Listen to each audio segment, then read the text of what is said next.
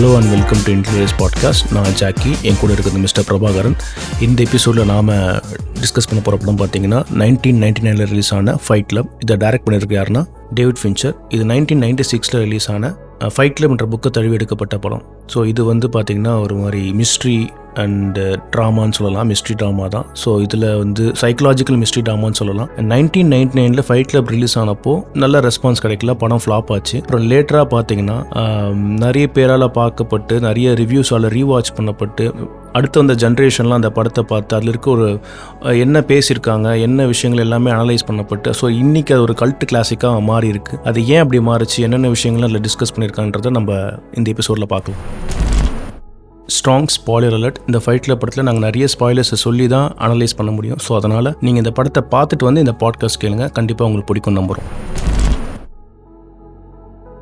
Fight club உடைய கதையை பற்றி பார்ப்போம். படத்தோட ஓப்பனிங்கில் பார்த்தீங்கன்னா எட்வர்ட் நார்டன் வந்து ஒரு எம்என்சி கம்பெனியில் வேலை பார்த்துட்டு இருக்காரு. அவர் பார்க்கும்போது ரொம்ப ஒரு சோபராக இருக்கார். காரணம் என்னென்னா, அவர் வந்து சரியாக தூங்குறது இல்லை, அவருக்கு இன்சோமினியா ப்ராப்ளம் இருக்குது. அதுலேருந்து எப்படினாச்சும் வெளியே வரணுன்ட்டு ட்ரை பண்ணிட்டு இருக்காரு. அப்படி தான் வந்து ஒரு நாள் கிளினிக்கை போய் பார்க்குறாரு, டாக்டரை கன்சல்ட் பண்ணுறாரு. அப்போது வந்து இதனால் எனக்கு எதுனா ஆகுமா, எதுனாச்சும் எனக்கு என்ன ப்ராப்ளம் வருமானும் போது, உனக்கு இதனால் எதுவும் ஆகாது, நீ இதெல்லாம் ஒரு பெயின் கிடையாது, உண்மையான பெயினை பார்க்கணுன்னா நீ வந்து இந்த கேன்சர் பேஷண்ட் வந்து தெரப்பி செஷன் போயிட்டுருக்கு, அங்கே போய் நீ கேளு, அந்த கன்ஃபெஷன்ஸ் கேளுன்றாங்க. சரி, இவரும் வந்து எட்வர்ட் நார்டனும் போயிட்டு அவங்களுடைய கன்ஃபெஷன்ஸ்லாம் கேட்குறாரு, அவங்க பெயின் எல்லாம் கேட்குறாரு. ஸோ அங்கே ஒருத்தனை வந்து சந்திக்கிறாரு. அவங்ககிட்ட வந்து பேசிகிட்டு இருக்கும்போது அவங்களுடைய பெயின்லாம் வந்து எட்வர்ட் நார்டன் கிட்ட சொல்கிறான். அப்போ பயங்கரமாக எமோஷனல் ஆகி அவர் அழ ஆரம்பிச்சிடுறாரு.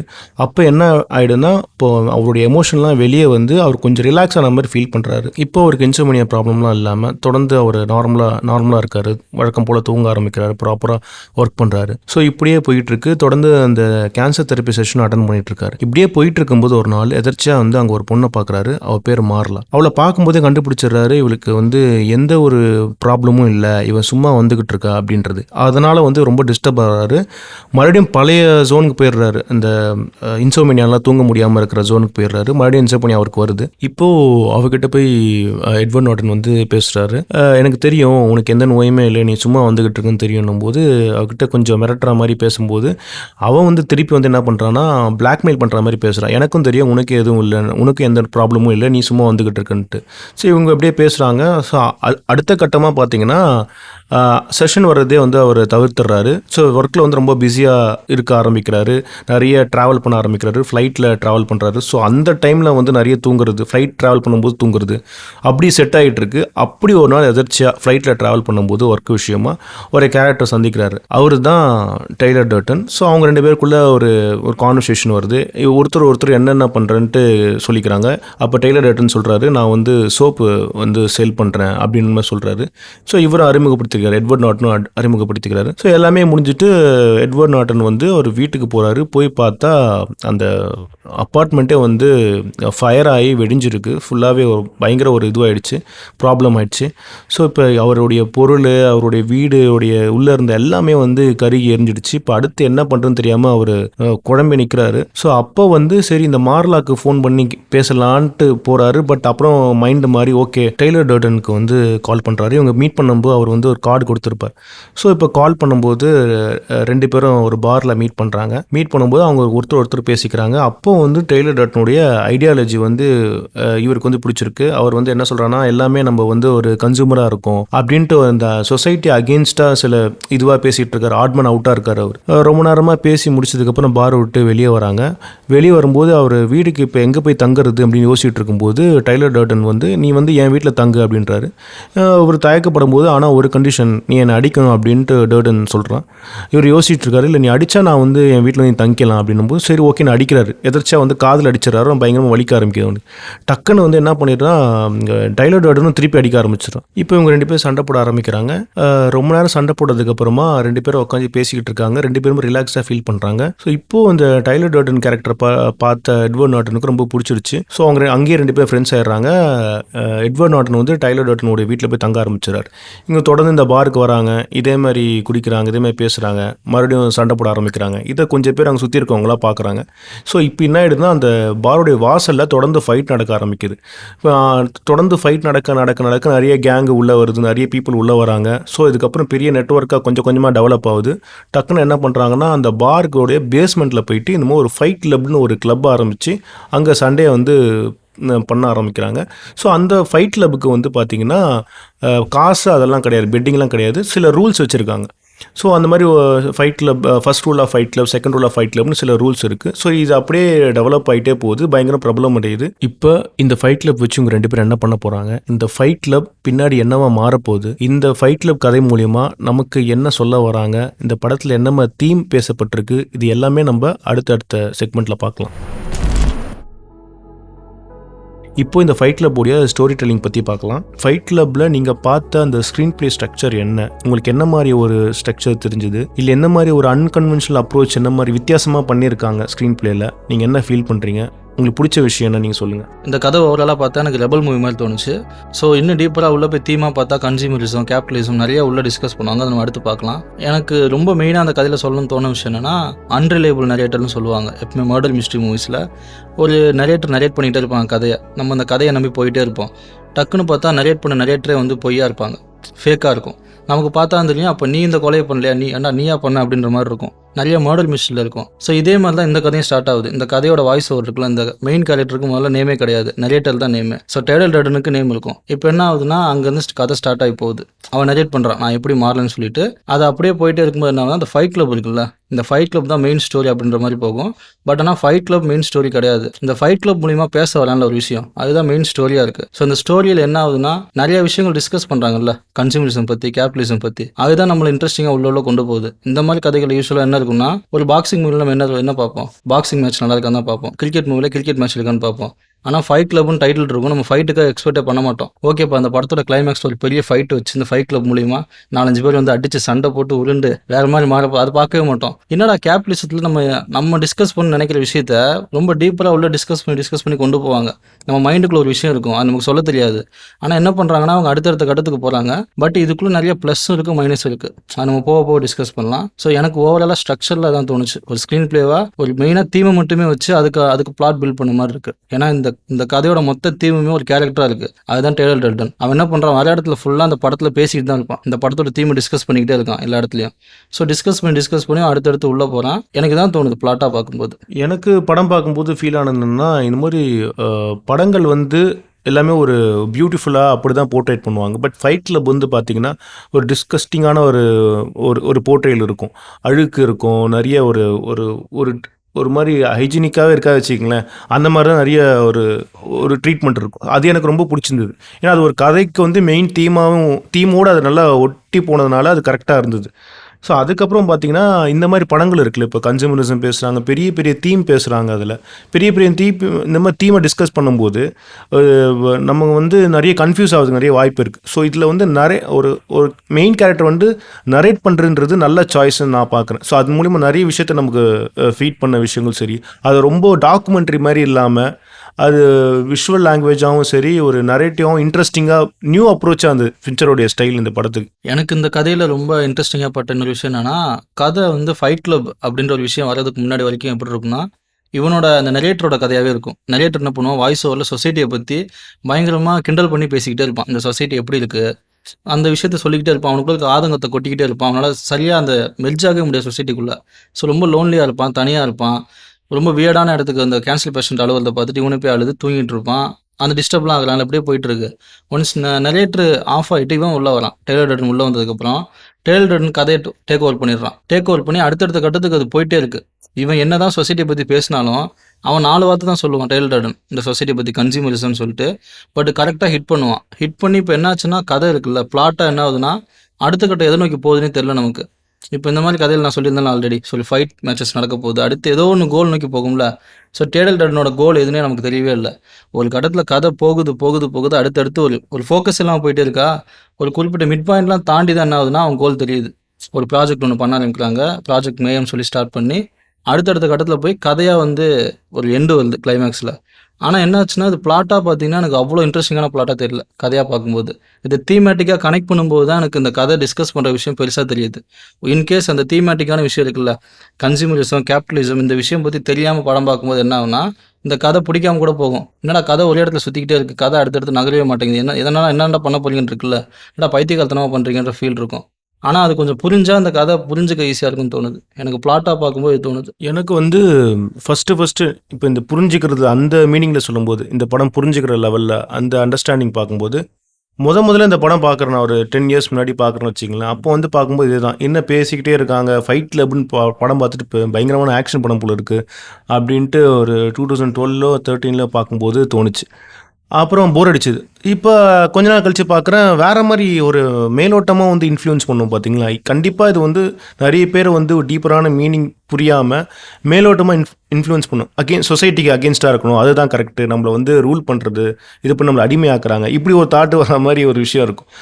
இப்போ இதை டீப்பராக இவ்வளோ மீனிங் இருக்குல்ல, அதனால தான் இது எனக்கு வந்து இப்போ சமீபத்தில் பார்க்க என்கேஜிங்காக இருந்தது. இதில் பேசுகிற விஷயம், இந்த மாதிரி விஷயம் பேசியிருக்காங்க, இந்த மாதிரி விஷயத்தை அங்கே சட்டையர் பண்ணுறம்போது அது இம்பேக்ட் எனக்கு வந்து பயங்கரமாக ஹிட் ஆகுது. இப்போ எக்ஸாம்பிள் சொல்லணுன்னா, இப்போ பிராட் பீட் வந்ததுக்கப்புறமா நம்மலாம் யார் அப்படின்னு கேட்கும்போது அவன் வந்து குழம்புவாங்க. நம்மளாம் கன்சியூமர்ஸு, நம்ம இங்கே இருக்க பொருட்கள் வாங்குறது, இதெல்லாம் லைஃப் ஸ்டைலில் இது பண்ணிக்கிட்டு அப்சஷன் ஆஃப் லைஃப் ஸ்டைல் அப்படின்னு சொல்கிறது இருக்குல்ல, அதெல்லாம் எனக்கு பயங்கரமாக ஹிட் ஆகுது. ஏன்னா நம்ம மெச்சூர் ஆக சில விஷயங்கள் நம்ம பார்க்குறோம் லைஃப்பில். நம்ம இந்த இந்த இந்த குளோபலைசேஷனால் நம்ம பார்க்குற விஷயங்களும் சரி. இந்த படம் 1999 வந்திருக்கு. அப்போ இருக்கிறத வச்சு பேசியிருக்காங்க. இப்போ ஸ்டார்டிங்கில் பார்த்தா எட்வர்ட் நார்டன் வந்து அந்த நரேட்டர் வந்து பார்த்தீங்கன்னா, எது பார்த்தாலும் நான் வாங்கிடுவேன், நான் வந்து இந்த இக்கியா ஃபர்னிச்சரோடைய நெஸ்ட்டு மாதிரி இருப்பேன், சொல்கிறது அந்த பூச்சி கட்டுற நெஸ்ட்டு மாதிரி நான் இருப்பேன், எது வந்து ஆன்லைனில் பார்த்து வாங்கிடுவேன், ஏன்னா அவனுக்கு காசு இருக்குது, சம்பாதிக்கணும், டக்குன்னு வாங்கி வச்சிடறான், அந்த டிசைர் இருக்குது. ஸோ இப்போ காலகட்டத்தில் நீங்கள் பார்த்தீங்கன்னா உங்களுக்கு அமேசான் ஆப்புன்னு ஒன்று இருக்குது. அப்புறம் வந்து பார்த்தீங்கன்னா எது வேணாலும் உங்களால் வாங்க முடியும். உங்களுக்கு யூடியூப்லேயே ஷார்ட்ஸில் வந்து உங்களை வந்து ட்ரிகர் பண்ணிக்கிட்டே இருக்காங்க இப்போ இருக்க சொசைட்டி. ஆனால் 1999 இந்த படம் சொன்ன விஷயம் இப்போயும் ரிலேட் ஆகுது, இதுக்கப்புறம் ரிலேட் ஆக போகுதுன்னு இருக்குல்ல, அதுதான் எனக்கு சர்ப்ரைஸ் பண்ணுது ஃபைட் கிளப்னு. அது ஏன்னா அந்த டைமில் அந்த ஊரில் ரிலேட் ஆகிருக்கும். இப்போ தானே நம்ம சம்பாதிக்கலாம், நம்ம ஊர் இப்போ தானே முன்னேறி வருது, அதனால் இப்போ நமக்கு ரிலேட் ஆகும் போல இருக்கு, மொத்தமாக கனெக்ட் ஆகி. அது ட்ரூத் தான், அது உண்மைதான். அப்பயும் சொல்லுவானே, நான் அப்போ சொல்லுவேன் 1999 ஒரு சேனல் எடுத்து ரிமோட் நமக்கு 500 சேனல்ஸ் இருக்கும்னு. அப்போலாம் நமக்கு அவ்வளோ சேனல்லாம் கிடையாது. மேக்ஸிமம் என்ன ஒரு 40-50 சேனல் தான் இருக்கும். 500 சேனல்ஸ் அப்படி சொல்கிறான்னா இப்போ நம்ம பார்க்குறோம்ல அமேசான். அவன் கன்சியூமரிசத்தை மெட்டஃபராக சொல்லியிருக்கான், பட் இப்போ தான் அது கம்ப்ளீட்டாக ஒரு வடிவத்தை அடைச்சிருக்கு. கன்சியூமரிசன்றது இன்டர்நெட்லாம் வந்ததுக்கப்புறம் அதான் நமக்கு பயங்கரம் ஹிட் ஆகுது. எனக்கு அந்த லைஃப் ஸ்டைல் அப்சஷன் தான் எனக்கு பிடிச்சிருந்தது. அதில் இந்த மாதிரி விஷயங்கள் தெரிஞ்சுக்கும் போது எனக்கு அது எப்படி இருக்குன்னா, ஒரு புக்கு படிக்கிற ஒரு ஃபீலாக இருப்போம். புக்கை படித்து சில ட்ரூத்தை நம்ம எடுத்துப்போம்ல, அந்த மாதிரி சில இதுவும் இருந்தது. அப்படிலாம் இந்த படம் எனக்கு ரொம்ப ட்ரையாக தான் இருந்திருக்கும். எனக்கு இந்த தீமை பேசுது, இந்த விஷயங்கள்லாம் இருக்குன்னும் போது தான் எனக்கு இதில் என்ன மீனிங் இருக்குது, இப்படி இது ட்ரீட் பண்ணியிருக்காங்களா அந்த சீன்லன்ற ஒரு எக்ஸைட்மெண்ட் இருக்குல்ல, இதெல்லாம் தான் இந்த படத்தை பிடிக்க வச்சுது. முக்கால்வாசி ஃபைட்டில் பண்ணால் என்ன ஞாபகம்னு கேட்டால் அந்த ட்விஸ்ட் இருக்குல்ல, அதான் சொல்லுவாங்க, அவனை மாரி இன்னொருத்தர் தான், அவனுக்குள்ளே இன்னொருத்தர் தான், இந்த பிராட் பிட்ன்றது இவனுடைய ஆல்டர் ஈகோ தான்ன்றது, இந்த ட்விஸ்ட்டு தான் மோஸ்ட் என்கேஜிங் மூமெண்ட்டாக இருக்குன்றது என்னுடைய கருத்து.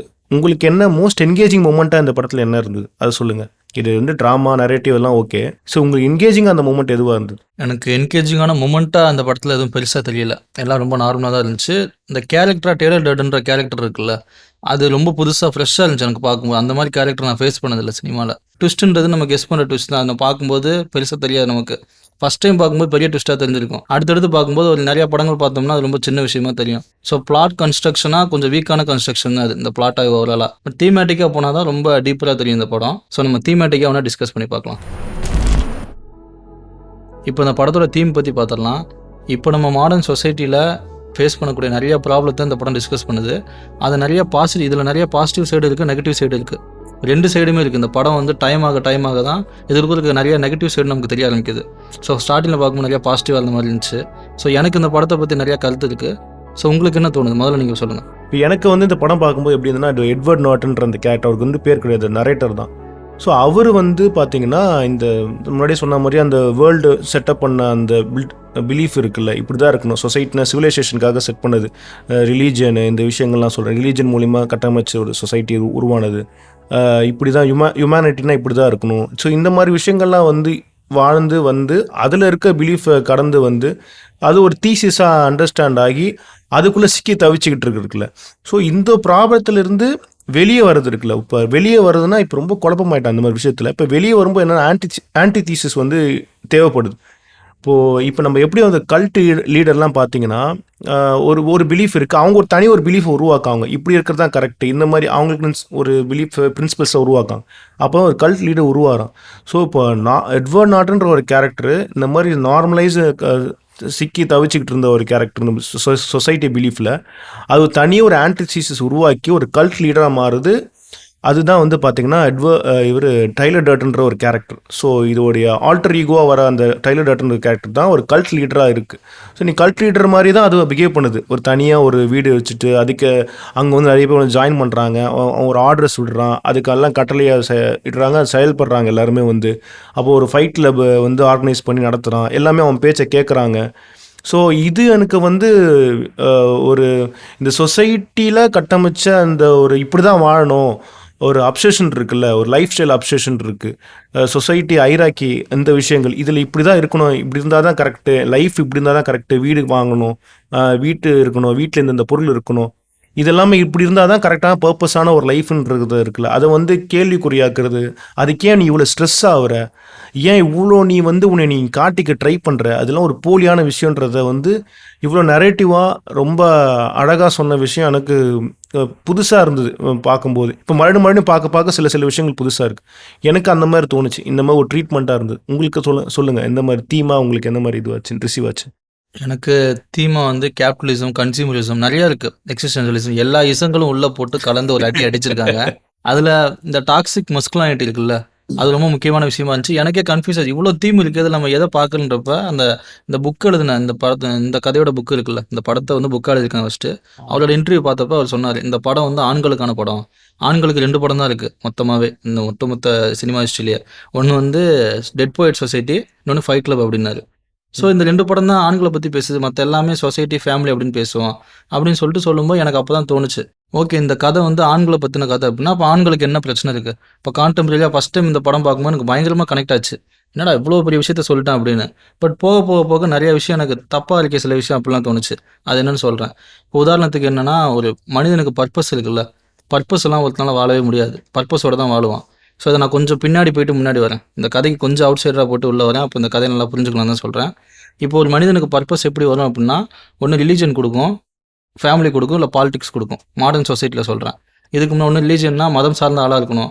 இப்போ இந்த நரேட்டர் இருக்கான்ல எட்வர்ட் நார்டன், அவன் ரிலீஜன் சார்ந்த பர்சனாக கிடையாது, ஃபேமிலி சார்ந்த பர்சன், அவனுக்கு ஃபேமிலியே கிடையாது. அடுத்து பொலிட்டிக்கல் சார்ந்த பர்சனாக எதுவுமே கிடையாது. ஆனால் ஒரு வேலை பார்க்குறான், அந்த வேலை எதுக்கு பார்க்குறான் அவன்? ஸோ அவன் சம்பாரித்து அவன் செலவு பண்ணுறதுக்கு மட்டும் தான் அந்த வேலை பார்க்குறான். அதாவது ஒரு காசை ஏர்ன் பண்ணுறான், அந்த காசை ஸ்பெண்ட் பண்ணுறான். ஸோ அவன் கன்சியூமராக இருக்கான். இதுதான் வந்து டேடன் அவங்ககிட்ட சொல்கிறான். இப்போ இந்த பர்பஸ்லெஸ்ஸாக இருக்குல்ல, இது உனக்கு பிடிச்சா ஓகே, இது உனக்கு பிடிக்கல, ஏதோ ஒரு எம்டினஸ் அவனுக்குள்ளே இருக்குது, வேலை பளு அதிகமாக இருக்குது, அதனால் தூக்கம் வர மாட்டேங்குது. ஸோ இது என்ன ஆகுதுன்னா, அது இப்படியே போயிட்டே இருக்கும்போது அந்த ரைட்டர் என்ன சொல்கிறாருன்னா, மாடர்ன் மென்னு வந்து எப்படின்னா ஒரு ஸ்லேவ் மாதிரி இருக்காங்க, ஸோ வீக்கராக மாறிட்டாங்க. அதனால தான் என்ன பண்ணா, இவன் எங்கே இருக்கானா, இங்கேருந்து வீக்கரான ஒரு பிளேஸுக்கு போகிறான். இந்த கேன்சர் ட்ரீட்மெண்ட்லாம் பண்ணுறாங்கல்ல, எல்லாருக்கும் அங்கே டெஸ்டிக்கல் கேன்சர்னு சொல்லுவாங்க, விதைப்பை நீக்கிடுவாங்க அப்படின்னு சொல்லுவாங்கல்ல. இப்போ விதைப்பை நீக்கிட்டா அவன் ஆணே கிடையாது அப்படின்ற ஒரு மீனிங் மாதிரி வரும் அந்த இடத்துல. இப்போ இவனும் ஒரு ஆணா இல்லை அப்படின்றார். அந்த ரைட்டர் என்ன சொல்ல வர்றாருன்னா, நீ கேபிட்டலிஸ்ட் சொசைட்டியில் இருந்தால் நீ ஆணாக இருக்கவே முடியாது, நீ ஒரு ரோபோ மாதிரி தான் இருப்ப. அவன் சொல்கிற வேலையை பார்த்துக்கிட்டு இப்படியே சுற்றிட்டு இருக்கும்போது உனக்கு மஸ்குலானிட்டி தேவைப்படுது.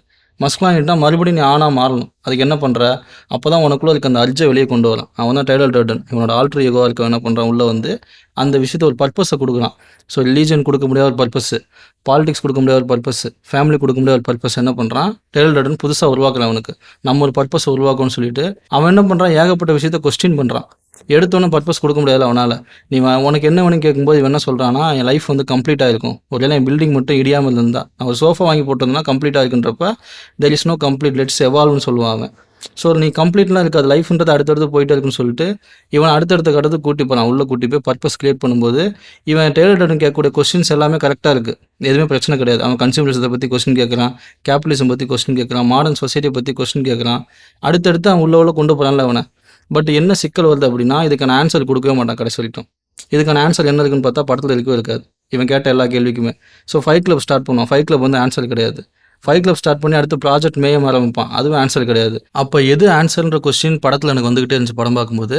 அப்போ ஒரு இடத்துல ஒரே ஒரு சீனில் மட்டும் அந்த ஆன்சர் கிடைக்கும். என்ன ஆகுனா, ஒருத்தர் என்ன பண்ணுவான், ஹியூமன் சாக்ரிஃபைஸ் பண்ண போகலான்னு சொல்லி கூட்டி போவான். கார்லாம் அடித்து உடச்சிக்கிட்டே வருவாங்க டைலர் டர்டன் நிறையற்றும் சேர்ந்து. அப்போ ஒரு கடைக்குள்ளே போயிட்டு அவனை வெளியே அந்த கடைக்கு பின்னாடி கூட்டி வந்து அவனை சுட்டு கொல்ல போகிறாங்க. இப்போ அவனோட பர்ஸ்லாம் வாங்கி பிடிங்கி வச்சுட்டு உனக்கு கொல்லணும், அதான் சாக்ரிஃபைஸ்னு சொல்லும்போது நரேட்டர் பயந்துருவான் எட்வர்ட் நார்டன். இதெல்லாம் பண்ண அது ரொம்ப எக்ஸ்ட்ரீமாக போயிட்டுருக்கோம், நம்ம வேணாம் அப்படின்றப்ப அவன்கிட்ட கேட்பான், நீ என்ன ஆகுன்னு ஆசைப்படுறேன்னு சொல்லுவான். நான் டெய்லர்டன் கேட்பான், அந்த கீழே முட்டி போட்டு சாக போகிற அந்த கடையில் ஒர்க் பண்ணிட்டு இருந்தவன்ட்ட கேட்கும்போது அவன் என்ன பண்ணுவான், தெரியல எனக்கு தெரியல, நான் விட்டுன்னு அழுவான். அவனை புஷ் பண்ணிகிட்டே இருக்கும்போது என்ன பண்ணுவான், ஒரு கட்டத்தில் நான் வந்து அனிமல் டாக்டராக மாறணும் அப்படின்னு சொல்லியிருப்பான். இப்போ இவனுக்கு என்ன ஆகுனா, சரி ஓகே நீ அனிமல் டாக்டராக போறியா இங்கே சாக போறியான்னு சொல்லும்போது நான் அனிமல் டாக்டராக மாறுறேன் அப்படின்வான். நீ ஏன் மாறலன்னு கேட்கும்போது அது ரொம்ப கஷ்டமாக இருந்துச்சு படிக்க, நான் அதனால தான் அனிமல் டாக்டராக மாறலன்னுவான். ஸோ நான் அவனுக்கு 6 வீக் டைம் தரேன் டெய்லர்டன் சொல்லுவான். இந்த 6 வீக்கில் நீ அனிமல் டாக்டராக மாறலன்னா நான் அவனை தேடி வந்து கொன்றுவேன் அப்படின்னு சொல்லி அவனை துரத்தி விட்டுருவான். இவனுக்கு புரியாது நரேட்டருக்கு இது ஏன் அப்படி பண்ணுறான்னு. அப்போ தான் சொல்லுவான், ஒருத்தனோட ரியல் பர்பஸ்ன்றது நீ ட்ரூவாக உன்னை ஃபைன் பண்ணும், உனக்கு எது பிடிச்சிருக்கோ அது நீ பண்ணினா அதில் காசு வருது வரல அதெல்லாம் பிரச்சனையே கிடையாது. அது உனக்கு பிடிக்கலன்ற சிக்கல் வராது. இந்த மாதிரி பர்பஸ்லெஸ்ஸாக நீ சுத்த மாட்ட. ஸோ உனக்கு அதில் எந்த வித பலனும் இல்லாட்டி கூட நீ அதை பிடிச்சி பண்ணுவில்ல. ஸோ அதுதான் சொல்லுவான் போல, அடுத்த நாள் காலையில் அவன் சாப்பிட்ற சாப்பாடு நம்ம சாப்பிட்ற டேஸ்ட்டாக இருக்கும். ஸோ எனக்கு இதுதான் படத்தோட தீமாக இருக்குல்ல, ஒரு பாசிட்டிவ் சைடாக தெரிஞ்சுது. மற்ற எல்லாமே நெகட்டிவ் சைடாக கதையை டிஸ்ட்ராக்ட் பண்ணுற விஷயமா இருந்தால் கூட இந்த விஷயம் தான் அவனை பாசிட்டிவ் சைடு நோக்கி தள்ளி விடும் கதையில். என்னன்னா நீ முதல்ல உன்னை ஃபைன் பண்ணி உனக்கான விஷயத்த கண்டுபிடிக்கணும். அதுக்கு என்ன பண்ணால் உனக்குள்ள இருக்க செல்ஃப் நீ பார்த்தா ஆகணும். என்ன செல்ஃப் பார்க்கணும்னா உனக்குள்ள குட்டும் இருக்கும் பேடு இருக்கும்ல. ஸோ நீ வந்து இந்த பேடுன்னு ஒன்று இல்லைன்னு நம்பவே கூடாது நம்ம. அதான் கால் யுங்னு சொல்லி ஒரு ஃபிலாசபர் சொல்லியிருப்பார், உள்ள ஒரு ஷேடோன்னு ஒன்று இருக்கும், அதை நீ இன்டிகிரேட் பண்ணுன்னு சொல்லுவார்ல. இந்த நரேட்டர் என்ன பண்ணிட்டா இன்டிகிரேட் பண்ணவே இல்லை. அவனுக்குள்ள ஒரு டார்க் சைடு இருந்திருக்கு இந்த மாதிரி. அந்த டார்க் சைடு வந்து அவன் பார்க்கவே இல்லை. ஸோ அந்த டார்க் சைடு ஒரு கட்டத்தில் என்ன ஆகுதுன்னா அவனை மீறி போயிட்டே இருக்கும்போது படத்தோட கிளைமேக்ஸில் தான் என்ன பண்ணுறான், டார்க் சைடை கொண்டுடுறான் அவன். எப்பா போதுண்டா இனிமேல் சமாளிக்க முடியாதுன்றப்ப கொண்டு முடிச்சோன்னு இன்டிகிரேட் ஆயிருந்தா மார்லாவை கைப்பிடிச்சிட்டான். அவ்வளோதான், அந்த மாதிரி தான் வந்து நிற்கிது இது. எனக்கு நீ இப்போ சொல்லும்போது அந்த டார்க் சைடு அவன் வந்து வெளியே தான் வந்து சொல்யூஷன் தேடுறான். எட்வர்ட் நார்டன் அந்த கேரக்டர் வந்து வெளியே சொல்யூஷன் தேடுது. எனக்கு இப்படி இருக்கு, நான் என்ன பண்ணணும், டாக்டர் கிட்ட போய் சொல்யூஷன் கேட்குது, எனக்கு பெயினாக இருக்குது, இது பெயின் இல்லைன்றான், நான் செத்துருவான்னு கேட்குறேன், நீ சாக மாட்டேன்றான், அப்போ ரியல் பெயின் என்ன அப்படின்ற டாக்டர் சொல்லுமா அங்கே போகிறது. ஸோ வெளியே வந்து தேடிக்கிட்டே இருக்கும், அதனாச்சு எதனாச்சுன்னு இருக்குல்ல, அந்த ஒரு எங்கன்னா விட கிடைச்சிடாதா அப்படின்ற மாதிரி.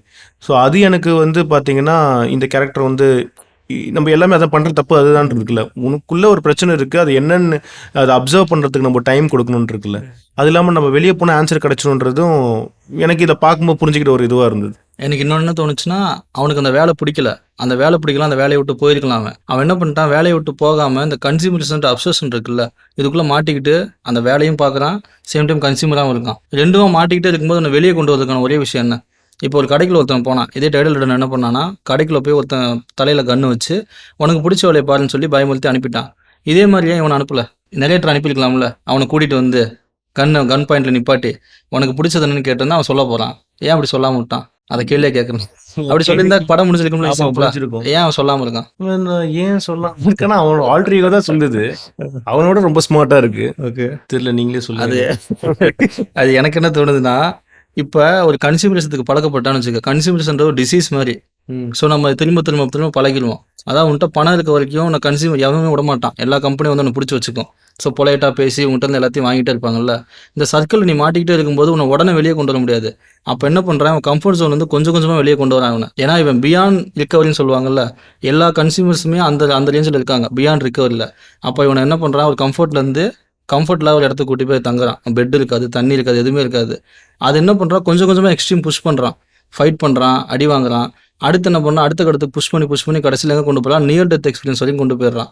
காரில் ஓட்டிட்டு போகும்போது சொல்லுவான்ல, அப்படியே விட்றா கார் அப்படின்வான், போய் காரில் ஆக்சிடென்ட் ஆகும்போது சொல்லுவான், நான் வந்து இந்த மாதிரி பாலிசிலாம் எடுக்க போவேன் நிறைய பேர்கிட்ட, பட் ஃபஸ்ட் டைம் இப்போ தான் ஃபீல் பண்ணுறேன் ஆக்சிடென்ட் ஆனால் எப்படி இருக்குன்னு சொல்லிட்டு. அப்போ தான் வந்து டெத்துன்னு அந்த உண்மையான பர்பஸை கண்டுபிடிக்கலாம். ஸோ அப்போ அந்த டாக்டர் சொன்ன ரியல் பெயின் வந்து இதுதான். அந்த ரியல் பெயின் என்னன்றது வந்து அந்த ஆல்டர் ஈகோ மூலியமா ரியல் பெயின்னா என்னன்னே தெரியாமல் பெயின் சொல்லிட்டே இருந்தான். பட் உண்மையாலுமே அந்த பெயினை பார்க்கும்போது அவனுக்கு என்ன தெரியும்னா, ஒரு லைஃபை பற்றின ஒரு பர்ஸ்பெக்டிவ் கிடைக்கும். அதுதான் நான் நம்புறேன் அந்த மாதிரி இந்த கதையில். ஸோ அதனால தான் என்ன பண்ணுறான், ஒரு கன்சியூமராக இருக்க ஒருத்தனை வெளியே கொண்டு வரதுக்கு ஸ்டெப் பை ஸ்டெப்பாக கொண்டு வரான் அவன்.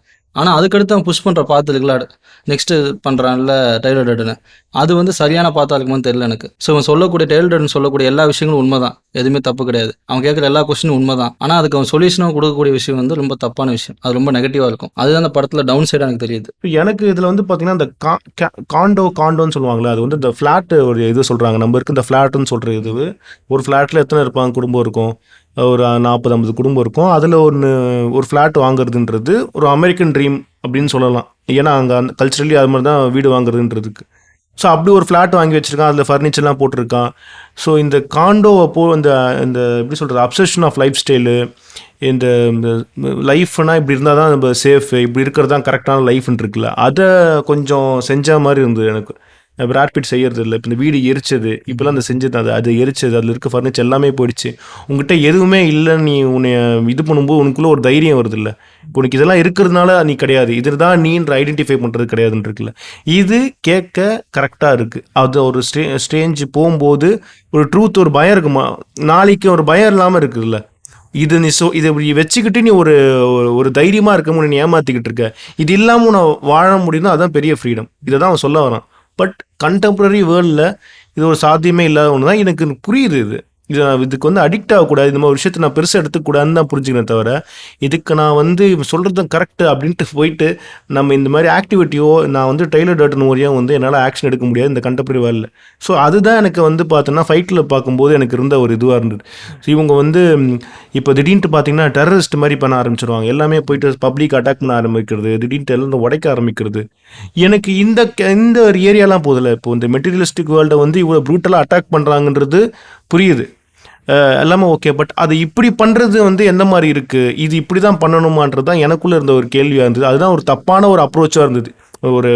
ஒரு டிஸ்ட்ரக்ஷன் மோடு போகிறது ஒரு தப்பான அப்ரோச்சாக இருந்தது எனக்கு. இப்போ பார்க்கும்போது ஃபைட் கிளப்பில் புரிஞ்சுக்கிட்ட ஒரு விஷயமா இருந்தது. அது உங்களுக்கு ஃபீல் ஆச்சு அந்த மாதிரி மூமெண்ட்டு? ஆமாம், அது நிறைய விஷயம் தப்பாக தெரிஞ்சிச்சு எனக்கு பார்க்கும்போது.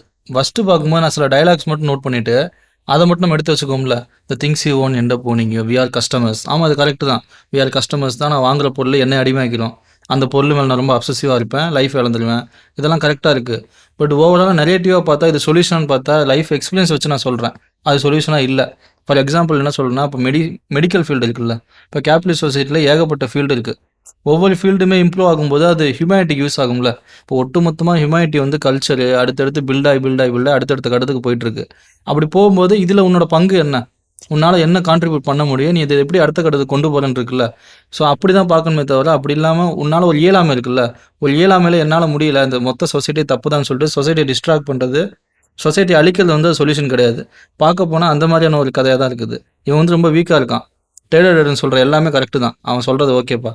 ஆனால் என்ன பண்ணுறான், அவனுக்கு ரியல் சொல்யூஷன் நோக்கி தரலாமல் என்ன பண்ணுறான், ஃபேக்கான விஷயத்தை நோக்கி நம்ம என்ன பண்ணுறான், ஆல் டெபிட் எல்லாரோட டெபிட்டிங் காலி பண்ணிட்டா சொசைட்டி மாறிடுன்றான். அப்படி மாறியாது, டெபிட்டை காலி பண்ணிட்டா இப்போ ஹாஸ்பிட்டலுக்கு போகிற ஃபண்டு எங்கே போகும், எஜுகேஷன் போகிற ஃபண்டு எங்கே போகும். ஸோ இவ்வளோ விஷயம் ஒரு சொசைட்டியாக ஒன்று இருக்குல்ல, ஒரு ஹோலாக யோசிக்காமல் ஒரு ஃபாசிஸ்ட் மூவி மாதிரி இருந்துச்சு. ஃபஸ்ட்டு இந்த ஃபாசிஸ்ட் மூவி நிறைய பேர் சொல்லுவாங்க, நிறைய ரிவ்யூவில் எனக்கு அது புரியல. அப்புறம் போக போக பார்க்க தான் தெரிஞ்சுது, கரெக்ட் தான், அது ஃபாசிஸ்ட் மூவி தான், பயங்கர ஃபாசிசம். நானும் இப்போ ரீசெண்டாக படித்தப்போ அதுதான் சொன்னாங்க, அது இருக்குன்ற ஃபீல் இருக்குது எனக்கு எப்படி இருந்ததுன்னா இந்த படம் ஒரு பெசிமிஸ்டிக் ஃபிலிமாக தான் தெரிஞ்சுது. ஏன்னா இது சில படங்கள் எடுக்கிறதே, முக்கால்வாசி படங்கள் இருக்குது பார்த்தீங்கன்னா ஆப்டிமிஸ்டிக்காக தான் இருக்கும். இல்லை நமக்குள்ள ஒரு ஆன்சரை தேடுறோம், நமக்குள்ளே கொடுப்பாங்க, அந்த மாதிரி ஒரு எமோஷ்னலாக இது பண்ணுற மாதிரி இருக்கும். இப்போ நாவலெல்லாம் இருக்கும், கடைசியாக ஒரு இமேஜ் காட்டுவாங்க, நமக்குள்ள ஒரு டிஸ்டர்பன்ஸ் கொடுக்கும், எமோஷ்னலாக ஒரு இம்பேக்ட் கொடுப்பாங்க. பட் இது ரொம்ப ஸ்ட்ரெயிட் ஃபார்வர்டாக ஒரு பெசிமிஸ்டிக் ஃபிலிம் தான். அந்த கடைசியில் பார்த்தீங்கன்னா தெரியும், அந்த பேங்கை இடித்து தரமட்டமாக எல்லாமே ஒரு டிஸ்ட்ரக்ஷன் இது போகிறது இல்லை. அவர் சொல்ல வர விஷயம், இந்த மாதிரி டெரரிஸ்ட் அட்டாக் பண்ண அந்த அப்ரோச், டெரரிஸ்டுக்கான அந்த ஒரு அப்ரோச்சு, இது எல்லாமே எனக்கு ஃபைட்டில் ஒரு பெசிமிஸ்டிக்கான ஃபிலிம்ன்ற ஒரு அப்ரோச் தான் வந்தது.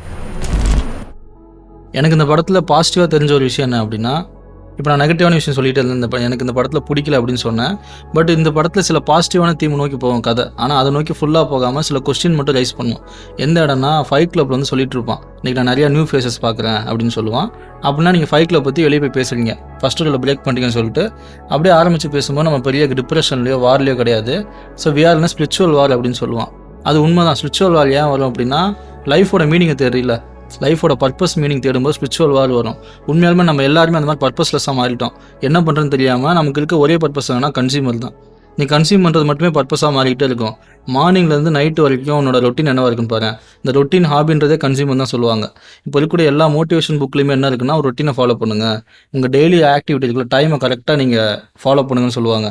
ஜிம்முக்கு போகிறல ஆரம்பித்து டிவி பார்க்குறதுலேருந்து லேர்ன் பண்ணுறதுலேருந்து எல்லாமே கன்சியூமரிசம் தான். ஸோ இந்த கன்சியூமரிசத்துக்கு அடிமை ஆகிட்டிங்கல்ல, இதுலேருந்து வெளியே வரணும்னா உனக்கு இருக்க ஒரே வழி ஃபைட் கிளப் அப்படின்ற மாதிரி சொல்லுவான். ஆனால் ஃபைட் கிளப் சொல்யூஷன் கிடையாது.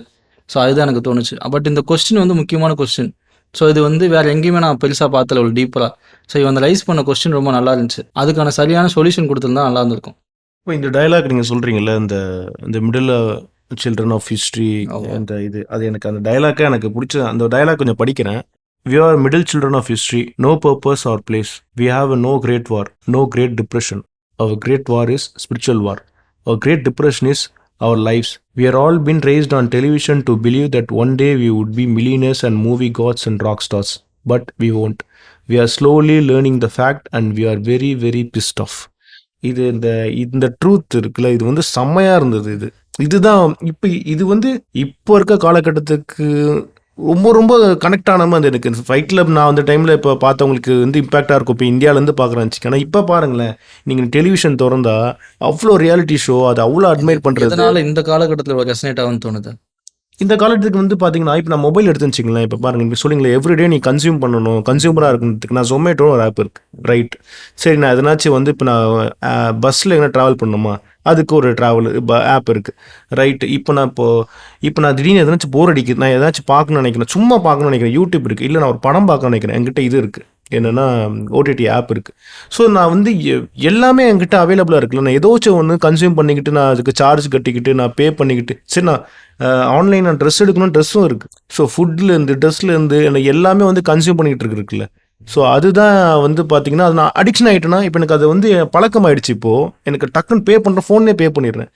இப்போ உனக்கு சொஃபிஸ்டிகேட்டட் ஆக்கி அதுக்கு வந்து அடிக்ட் ஆகுது இருக்குல்ல. ஸோ அப்போ என் லைஃப் ஸ்டைலே மாறுது. இதுதான் பிலீஃப் நம்பிக்கிட்டு நான் இன்னும் இதில் காட்டுற எல்லா விஷயத்துக்குமே டிசைரை கொடுத்து இது வாங்கணும், அது வாங்கணும்னு போயிட்டே இருப்பேன். இப்போ ரியாலிட்டியில் இல்லாமல் நான் கொஞ்சம் அப்படியே மேட்னஸாக இதில் மறைஞ்சு போகிறது இருக்குல்ல இந்த கன்சியூமர் வேர்ல்டில். ஸோ அது எனக்கு இந்த காலகட்டத்தில் ரொம்ப அதிகமாக இருக்கும்னு தோணுது. எனக்கு கன்சியூமர் வேர்ல்டில் ஒரு பெரிய பிரச்சனையாக தெரிஞ்சதுன்னா கான்டெம்பரரியாக இந்த பேரடாக்ஸ் ஆஃப் சாய்ஸஸ்ன்னு சொல்லுவாங்க. அதாவது ஒரு ப்ராடக்ட் வாங்க போனால் அந்த ப்ராடக்ட்டோட அதே ரேஞ்சில் கிட்டத்தட்ட 100 ப்ராடக்ட் இருக்கும். இப்போ நான் மொபைல் ஃபோன் வாங்க போகிறேன்னா எந்த மொபைல் வாங்கன்னு எனக்கே தெரியாது. 10,000 ஆரம்பிச்சேன்னா கிட்டத்தட்ட 25,000 100 மொபைல் இருக்கும். இப்போ என்ன பிரச்சனை வருதுன்னா சிக்கல், நான் வந்து கரெக்டான சாய்ஸை சூஸ் பண்ணணும். நான் தப்பாக சூஸ் பண்ணுறேன்னு வச்சுக்க, அப்போ ஏன் மேலே நான் ப்ளேம் பண்ண ஆரம்பிச்சிடுவேன். இப்போ சாய்ஸஸ் இருக்கிறதே ஒரு 4 ஃபோன் தான் இருக்குது. அதில் நான் ஒன்று சூஸ் பண்ணால் தப்பானா கூட அது ஏன் மேலே மிஸ்டேக் இல்லை. இருக்கிறதே 4 தான் இருக்குது, அதில் ஒன்று சூஸ் பண்ணிட்டு இருக்கோம். ஒரு 100ல் நான் ஒன்று சூஸ் பண்ணும்போது எனக்குள்ள ஒரு டிப்ரெஷன் வருது இல்லை. இது எல்லா ப்ராடக்ட்லையுமே இருக்குது. இப்போ என்ன சிக்கல் ஆகுதுன்னா, பெஸ்ட்டு ப்ராடக்ட் முக்கியம் இல்லை, அந்த மணிக்கு பெஸ்ட்டாக இருக்கா, நான் கொடுக்குற காசுக்கு ஒர்த்தா அப்படின்னு இருக்குல்ல. இந்த சிக்கல் வந்து மாடர்ன் சொசைட்டியில் பயங்கரமாக உருவாகிட்டு இருக்குன்னு தோணுது எனக்கு. அது மிகப்பெரிய பிரச்சனையாக மாறிட்டு இருக்கு. இன்னொன்று கான்டெம்பரரி சொசைட்டி இருக்குல்ல, இதில் பார்த்தீங்கன்னா இப்போ இருக்கக்கூடிய ஆட்கள், எனக்கே இந்த படம் இப்போ பயங்கரமாக கனெக்ட் ஆகுது அப்படின்னு தோணுதுன்னா, இந்த காலகட்டம் தான் ஆண்டர்ப்ரனர்ஷிப்னு சொல்லுவோம்ல. தனிப்பட்ட முறையில் உன்னால் நீ ஒரு தொழில் பண்ணி மிகப்பெரிய பணக்காரலாம் மாற முடியும். இந்த சொசைட்டியில் ஒரு வெல்த்தான ஒரு ஆளாக மாற முடியும், பவர்ஃபுல்லான ஆளாக மாற முடியும். இப்போ பார்த்தீங்கன்னா நிறைய பேர் வந்து அச்சீவ்மெண்ட் ஸ்டோரி எல்லாமே போட்டு இருப்பாங்க யூடியூப்பில், வீடியோஸில் எல்லாமே. ஒருத்தன் ஏதோ ஒரு கிராமத்துலேருந்து வந்தான், இன்றைக்கி பாரு எவ்வளோ பெரிய கிரிக்கெட் பிளேயராக இருக்கான்.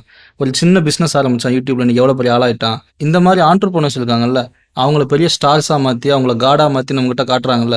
ப்ரொஜெக்ட் பண்ணும்போது எல்லாருக்கும் அந்த ஆசை வருது, அப்போ என்னாலையும் மாற முடியும், நானும் ஒரு நாள் இப்படி மாறுன்னு சொல்லிட்டு ஸ்டார்ட் பண்ணுறாங்க. அதுக்கான கோர்சஸ் நிறையா இருக்குது ஆன்லைனில். நீ இப்படி பண்ணால் அதை பண்ணிடலாம், அப்படி பண்ணால் அதை பண்ணிடலாம்னு போயிட்டே இருக்கா. பட் ஒரு நாள் உண்மை தெரியும் உனக்கு, இது மாற முடியாது.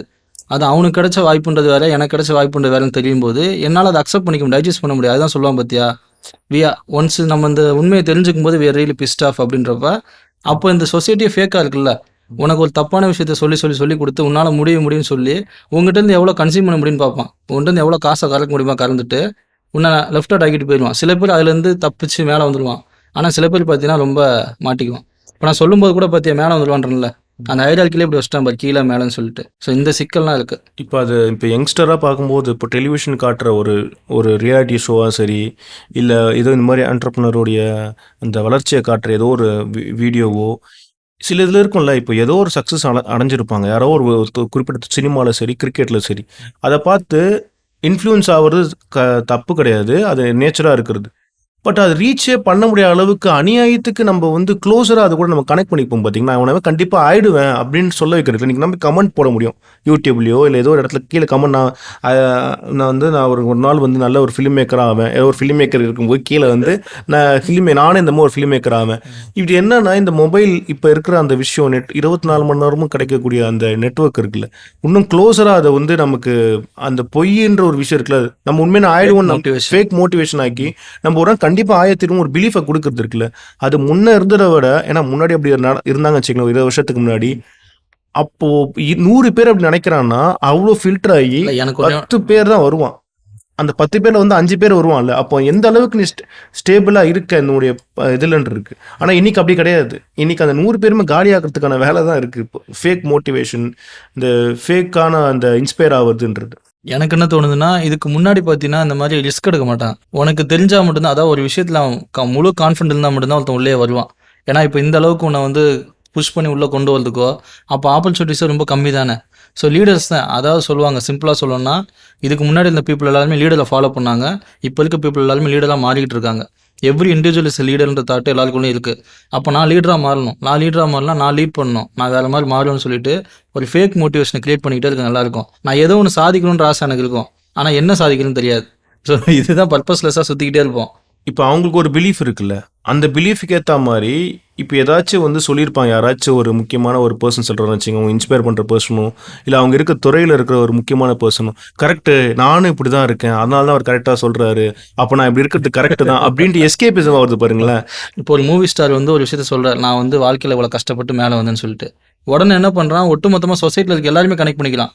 இப்போ ஒரு கடை வச்சிருக்கான் கனெக்ட் பண்ணிக்குவான், ஜிம்முக்கு போகிறவன் கனெக்ட் பண்ணிக்குவான், ஸ்கூலுக்கு போகிற பையன் டீச்சருக்கு முதல்ல கனெக்ட் பண்ணிக்குவான், நானும் வாழ்க்கையில் சாதிப்பேன். ஏன்னா நான் இப்போ கரெக்டாக கஷ்டப்பட்டுட்டு இருக்கேன், இவர் சொல்கிற மாதிரி தான் நானும் கரெக்டாக அந்த ஸ்டேஜில் இருக்கேன், இவர் சொல்கிற மாதிரி தான் நானும் அந்த மைண்ட் செட்டில் இருந்திருக்கேன், அந்த மைண்ட் செட் அவருக்கு இருந்திருக்கேன், ஆனால் அப்போ நானும் ஆயிடுவேன்.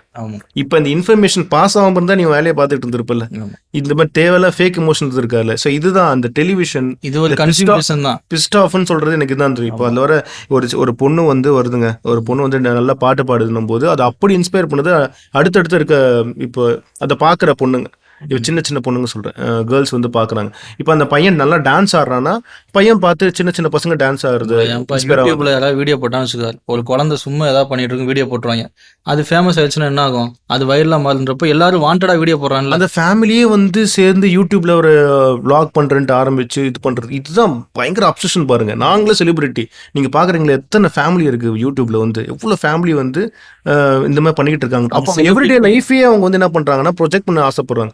அப்போ இது வந்து போகிற அந்த என்ன இதோட எண்டு என்ன எப்படி இருக்கும், அவங்க லைஃப் ஸ்டைல் எப்படி இருக்கும், இதெல்லாம் பயங்கர ஒரு கேஸாக இருக்கு நினச்சி பார்த்தாலே. இவன் கன்சியூம் பண்ண வைக்கிறான், கன்சியூமராகவும் இருக்கான். அதான் எக்ஸிபிஷனிசம் சொல்லுவாங்க. நான் ஒரு காட்சி பொருளாக இருப்பேன், நான் காட்சி பொருளாக மாறுவேன், அந்த மாதிரி மாறுது. நான் டான்ஸ் ஆடி வீடியோ போடுவேன்ப்பா, அடுத்தவன் டான்ஸ் ஆட நான் பார்ப்பேன். ஸோ எனக்கு இந்த 2 பர்பஸ் தான் இருக்கும். இந்த ஐஸ் பக்கெட் சேலஞ்ச், இது மாதிரி சேலஞ்ச் தான் வரும் பாருங்க. ஒரு படத்துல இருந்து இந்த ஸ்டெப்ஸ் போட்டு இது சேலஞ்சுன்னு, இது எல்லாமே வந்து என்னன்னா இதுதான் இது எல்லாமே கன்சியூமரிசம் இருக்குல்ல. கன்சியூமரிசம்னா ஒரு ப்ராடக்ட்டை வாங்குறது விற்கிறது மட்டும் இல்லாமல் இது மெட்டஃபரா இருக்கிறதால எவ்வளோ கனெக்ட் ஆகுது பாரு.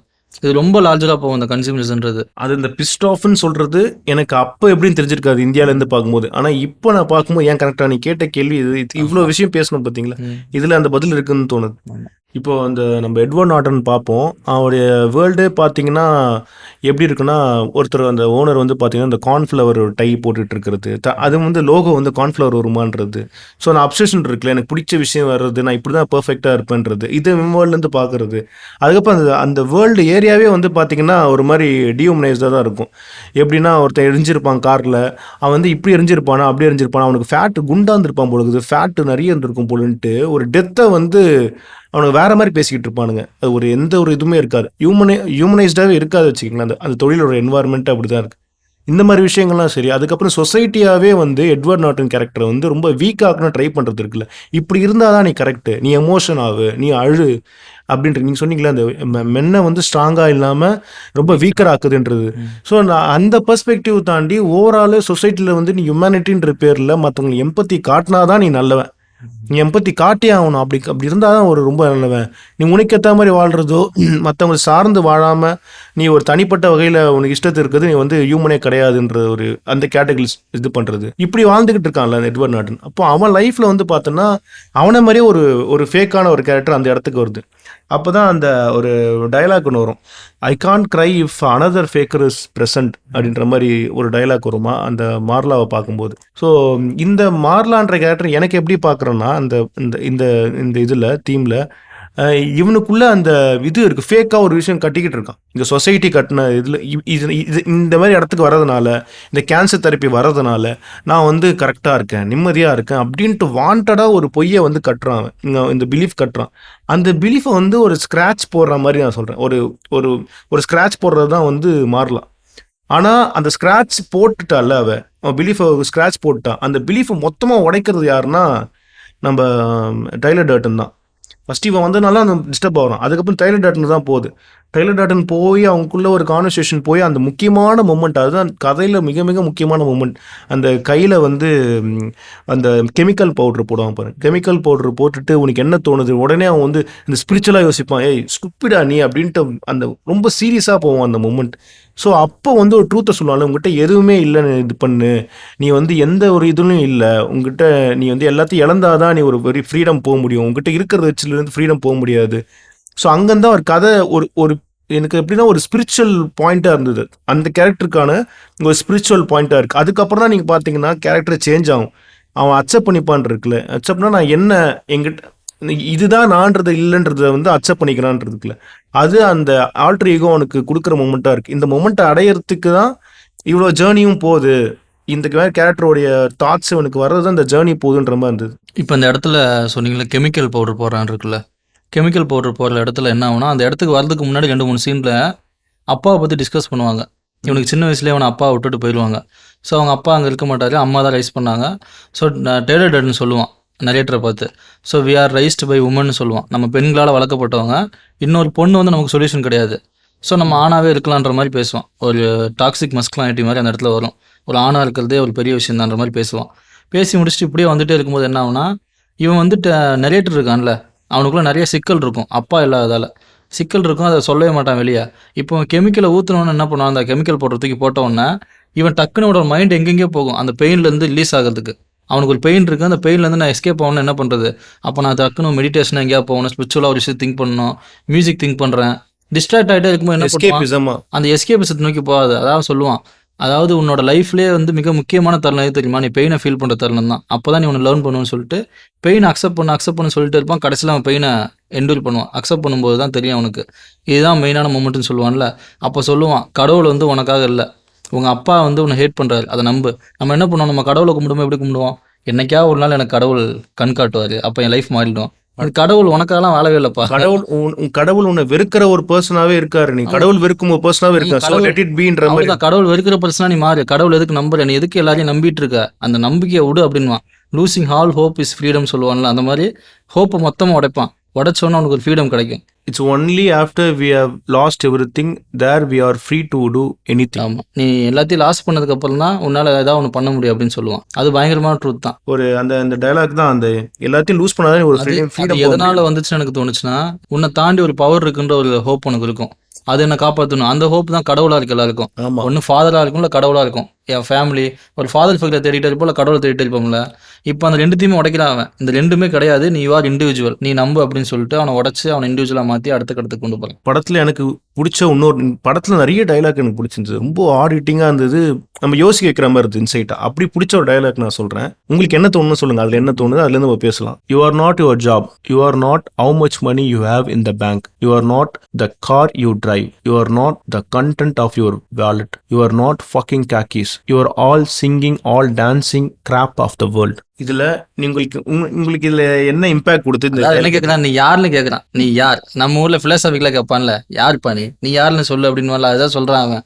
அதாவது நான் யாருன்ற கேள்விக்கு இப்போ ஒரு நார்மலா உனக்கு கேட்டேன்னு சொல்லுவேன், நான் வந்து ஒரு டாக்டருங்க, ப்ரொஃபஷனல் வச்சு. சரி டாக்டர்ல அப்போ டாக்டர்னா எந்த ஊர்ல நீ, நான் மதுரைக்காரன். சரி மதுரையில யாரு, அப்பா முனியாண்டி. இப்படியே ஒரு அதுதான் சொல்லிட்டே வரான்.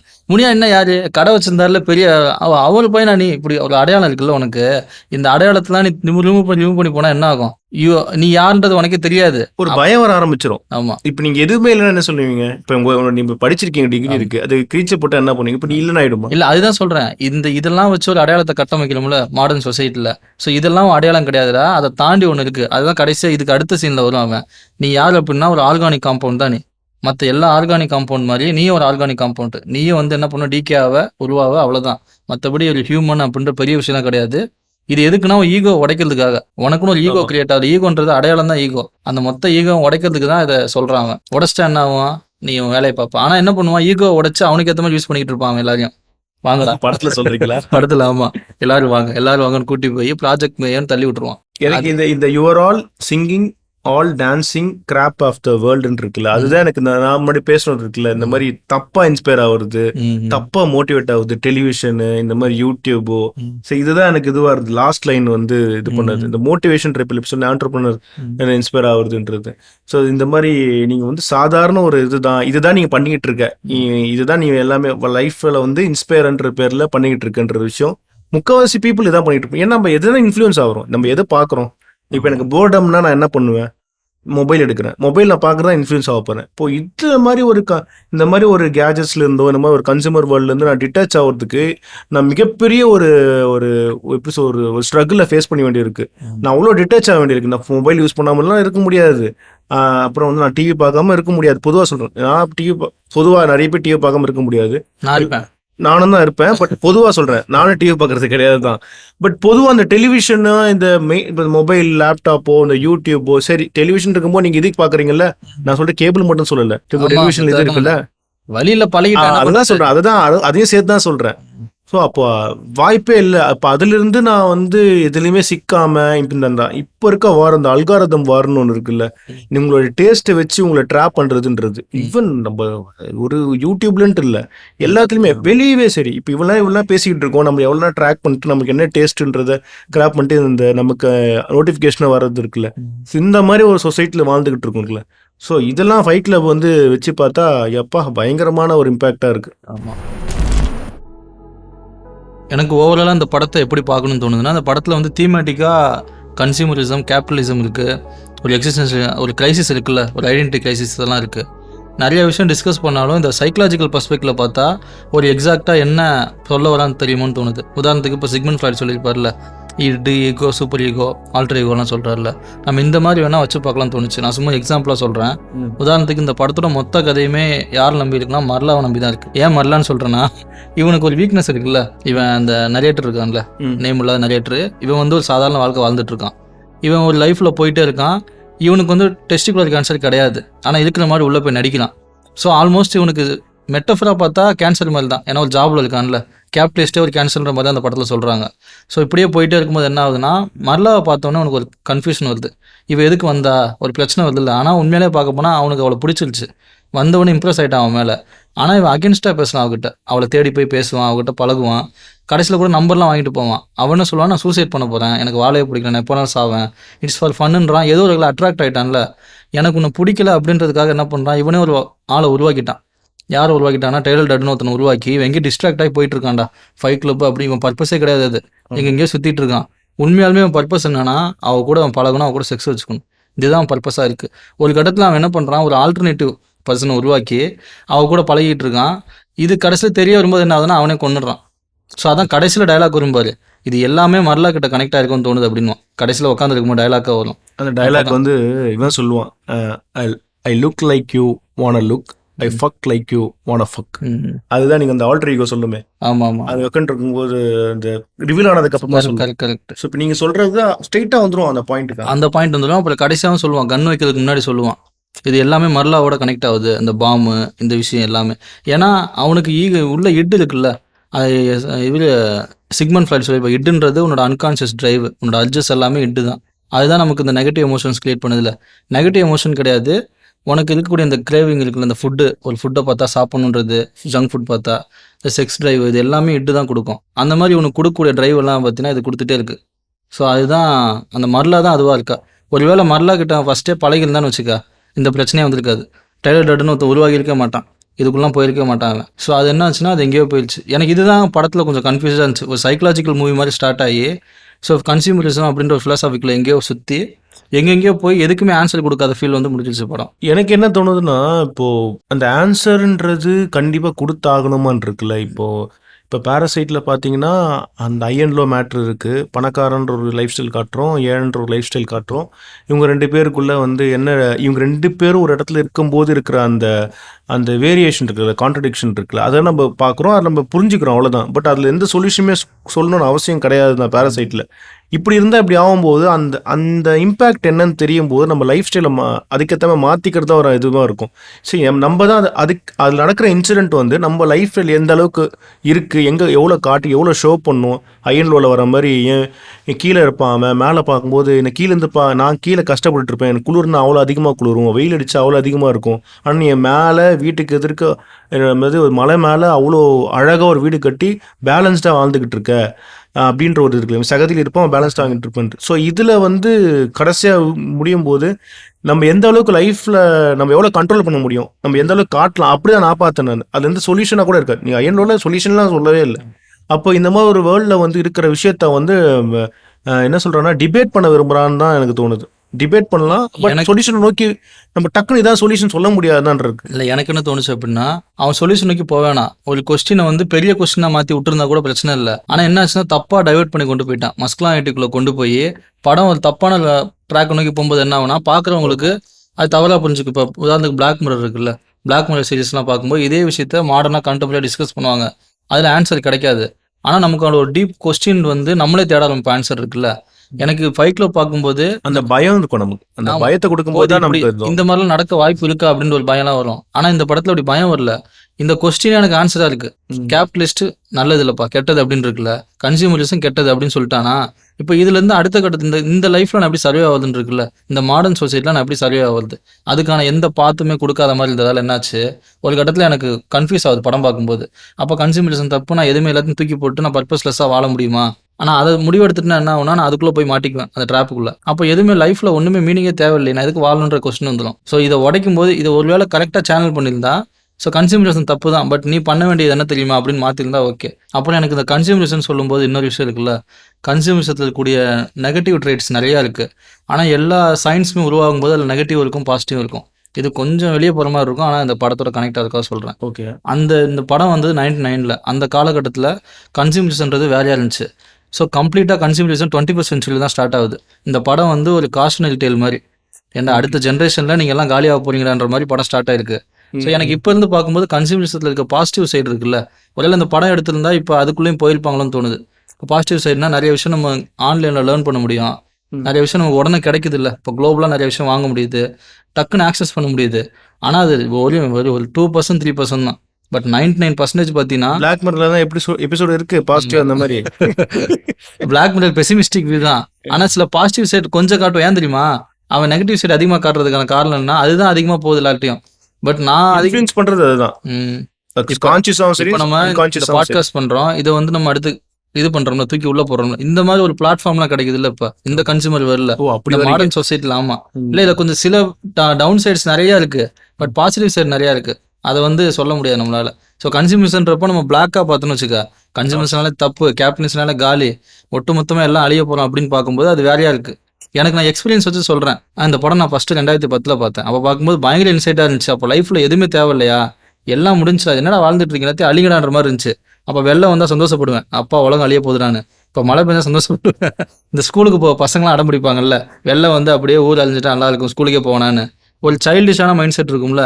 பட் இப்போ இருந்து பார்க்கும்போது இந்த ஒட்டுமொத்த வேர்ல்டு புரியுது இல்லை, அப்போ பார்க்கும்போது இந்த படம் கொஞ்சம் எனக்கு கம்மியாக தெரியுது. ஸோ இந்த சிஸ்டத்தில் இருக்கக்கூடிய ஒரு பாசிட்டிவ் சைடு இருக்குல்ல, அதை வந்து சொல்லவே மாட்டாங்க. ஒருவேளை இது நமக்கு ஒரு ரொம்ப நெகட்டிவ் சைடு சொல்கிற மாதிரி இருக்கு.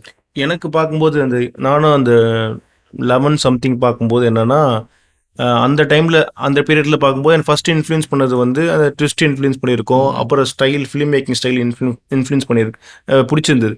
அப்புறமா வந்து இந்த ஆன்டி எஸ்டாப்ளிஷ்மெண்ட்னு சொல்கிறது இருக்குல்ல, அந்த அகெயின்ஸ்ட் சோஷியல் நார்ம்ஸ், இது மட்டும் தான் எடுத்துக்கிட்டேன் நான். சொசைட்டியில் இருக்கிற அந்த அகெயின்ஸ்டாக இருக்கிறது, நமக்கு வந்து இந்த ரூல் வந்து நம்ம கட்டுப்படுத்துக்காக எடுத்துக்கிறோம், ரெபலாக மாறணும். அது வந்து எனக்கு தெரிஞ்சு எனக்கு நல்ல ஒரு இன்ட்யூஷன் என்ன சொல்றதுன்னா, ஏகப்பட்ட பேர் தப்பாக தான் இன்டர்பிரட் பண்ணியிருப்பாங்கன்னு இருக்குல்ல.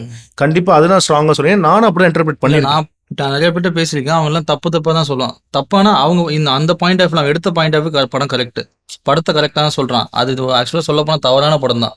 இப்போ இருந்து பார்க்கும்போது எனக்கு தவறான படமா தெரியுது. ஆமா, அது அந்த அந்த என்ன சொல்றது, அந்த டெரரிஸ்ட் மாதிரியா பண்ற அப்ரோச் சரி, ஆமா. இல்ல இந்த டிஸ்ட்ரக்ஷன் மோடு போனதும் சரி, அதெல்லாம் தப்பான அப்ரோச் தான் எனக்கு தெரியுது. அது சொல்யூஷன் கிடையாது.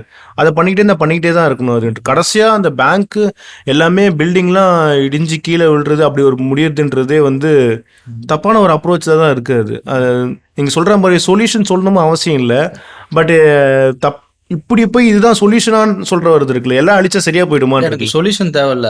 இதை ஒரு ப்ராப்பரா சேனல் பண்ணிருக்கலாம்னு தோணுச்சு. வேற மாதிரி சேனல் பண்ணியிருந்தா கதை. இப்போ ஒருத்தனை ஒரு ஷாப்ல போய் அவனை படிக்க சொல்றான்ல, நீ போய்ட்டு உன் பர்பஸ் நோக்கி போன்றப்ப என்னால் கனெக்ட் பண்ணிக்க முடியுது. ஒரு ஹோலாக மீனிங் கிரியேட் பண்ண முடியல படத்தில். இது வந்து ஒரு ஹோலாக கிரியேட் பண்ண முடியல மீனிங்.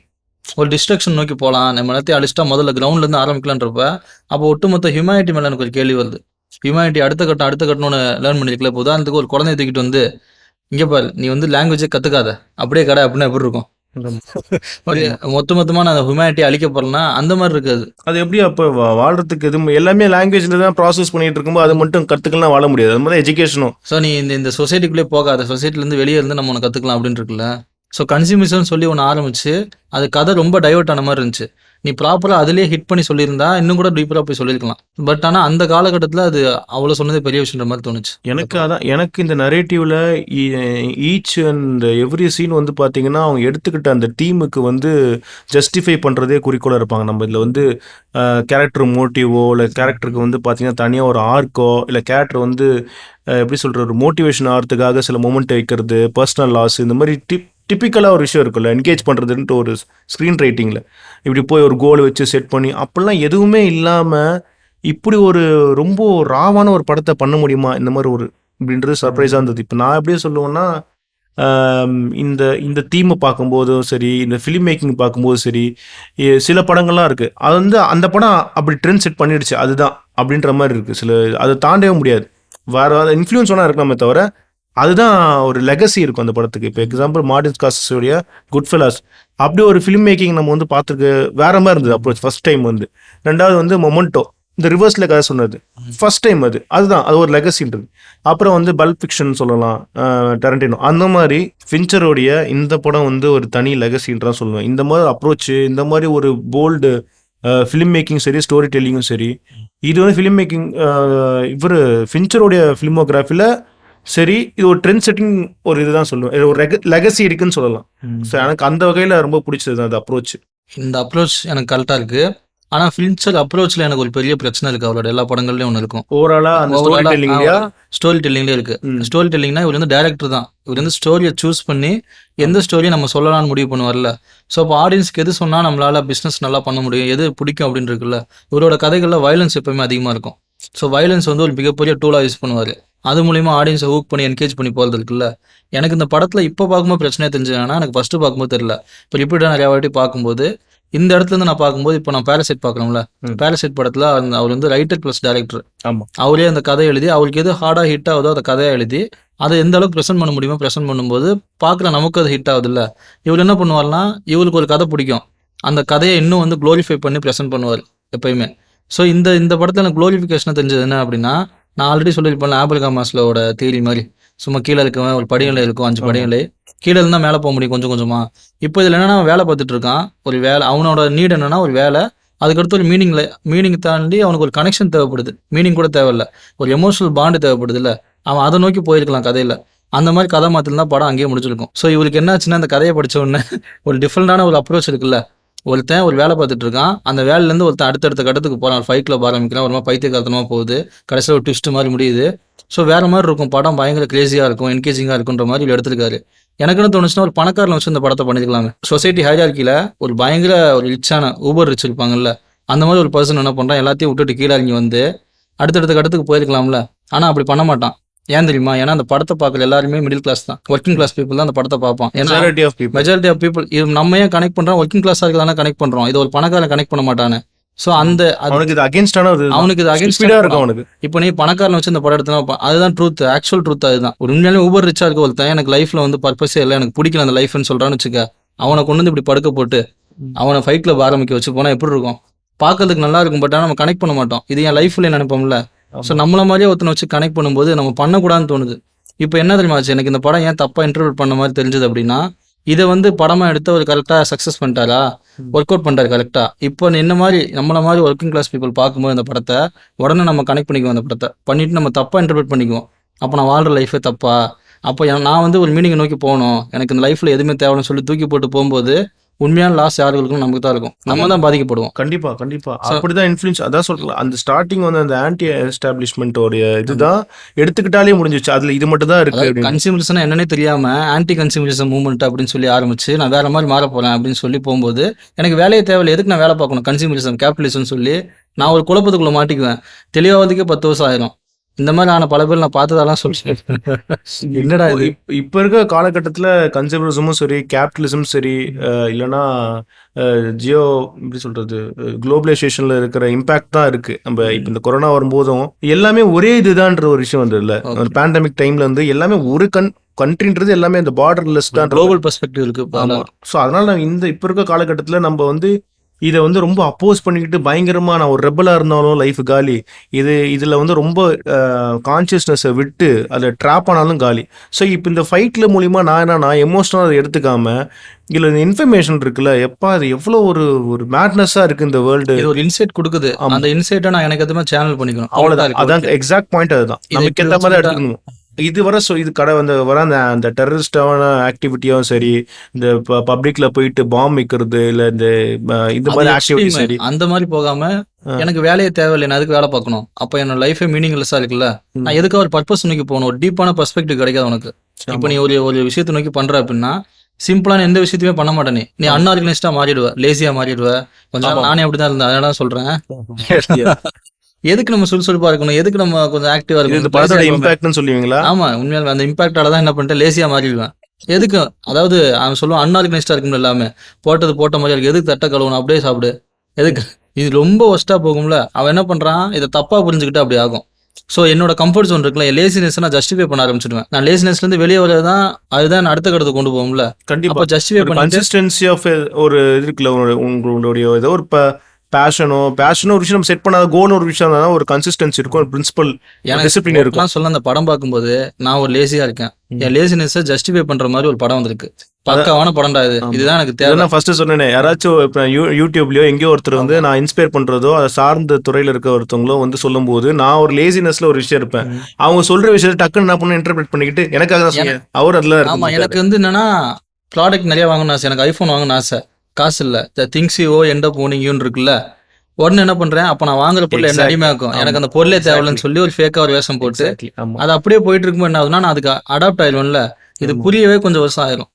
வெளியே நான் ஒரு பேஷன் செட் பண்றேன், நான் இதுதான் பண்ணணும்னு இருக்கேன், ஆனா லைஃபே வந்து ஒரு அபத்தம் அப்படின்னு சொல்லும் போது நான் என்ன ஆயிடுவேன், அப்ப எனக்கு இந்த பேஷன் எதுக்கு, நான் எதுக்கு இல்லாம அபத்தம்ட்டா அவ்வளவுதான். அப்படிதான் இருக்கு. இது மாதிரி எந்த பிலாசபி நான் எடுத்துக்கணும், ஒவ்வொரு காலகட்டத்துக்கும் ஒவ்வொரு பிலாசபி ஒர்க் அவுட் ஆகுதுன்னு தான். இப்போ ரிலீஜியஸும் என்ன பொறுத்த வரைக்கும் பார்த்தீங்கன்னா, ரிலீஜனும் பார்த்தீங்கன்னா ஒரு செட் ஆஃப் பிலாசபி தான். அது அந்த டைம்ல இதுவாக இருக்கு, நம்ம அது இப்பயும் அப்ளை பண்றதுன்னு இருக்குல்ல. ஸோ இப்போ இருக்க காலகட்டம் என்ன, இப்போ என்ன வேர்ல்டு இருக்கு, இப்போ நம்ம இதுல அடாப்ட் பண்ணிக்கிட்டு நம்ம டிஸ்டர்ப் ஆகாம எப்படி வாழ முடியும்னு தான் பார்க்கணும். இன்னொன்று, நான் எதுவுமே ஹார்ட் ஒர்க் பண்ணி ஒரு விஷயத்தை அடைய மாட்டேன். ரொம்ப ஈஸியாக எனக்கு எது கிடைக்குதோ அதை நோக்கியே போவேன்ல. இந்த படம் எனக்கு அதை நோக்கி தள்ளுச்சு. ரொம்ப ஈஸியான விஷயம் கிடைச்சா போதும். லைஃப்ல ஸ்மார்ட்டாவும் காமிச்சிக்கிற ஒரு இன்சைட்டும் கொடுத்துருக்கும். ஓ அப்படியா, ஓகே எனக்கு தெரியுது இருக்குல்ல இந்த கன்சூமரிசம், இந்த விஷயங்கள்லாம். நான் எதுக்கு இவ்வளோ கஷ்டப்பட்டு ஒரு விஷயத்தை நான் அடையணும், இவ்வளோ கஷ்டப்பட்டு ஒரு விஷயத்தை கற்றுக்கணுமா, இதே கன்சூமரிசம் தான் தேவைன்ற மாதிரி. ஸோ எந்த ஸ்கில்லும் வளர்த்துக்காம எதுக்குள்ளேயும் போகாமல் இதை ரொம்ப தப்பாக இன்டர்பிரேட் பண்ணிட்டா, இதை சரியாக நீ பண்ணும்போது என்ன பண்ணலான்னா, ஓகே இதுதான் சொசைட்டி, இந்த சொசைட்டியில் நீ எப்படி சர்வே ஆக போகிற அப்படின்ற ஒரு நாலேஜ் உனக்கு கிடைக்கும்.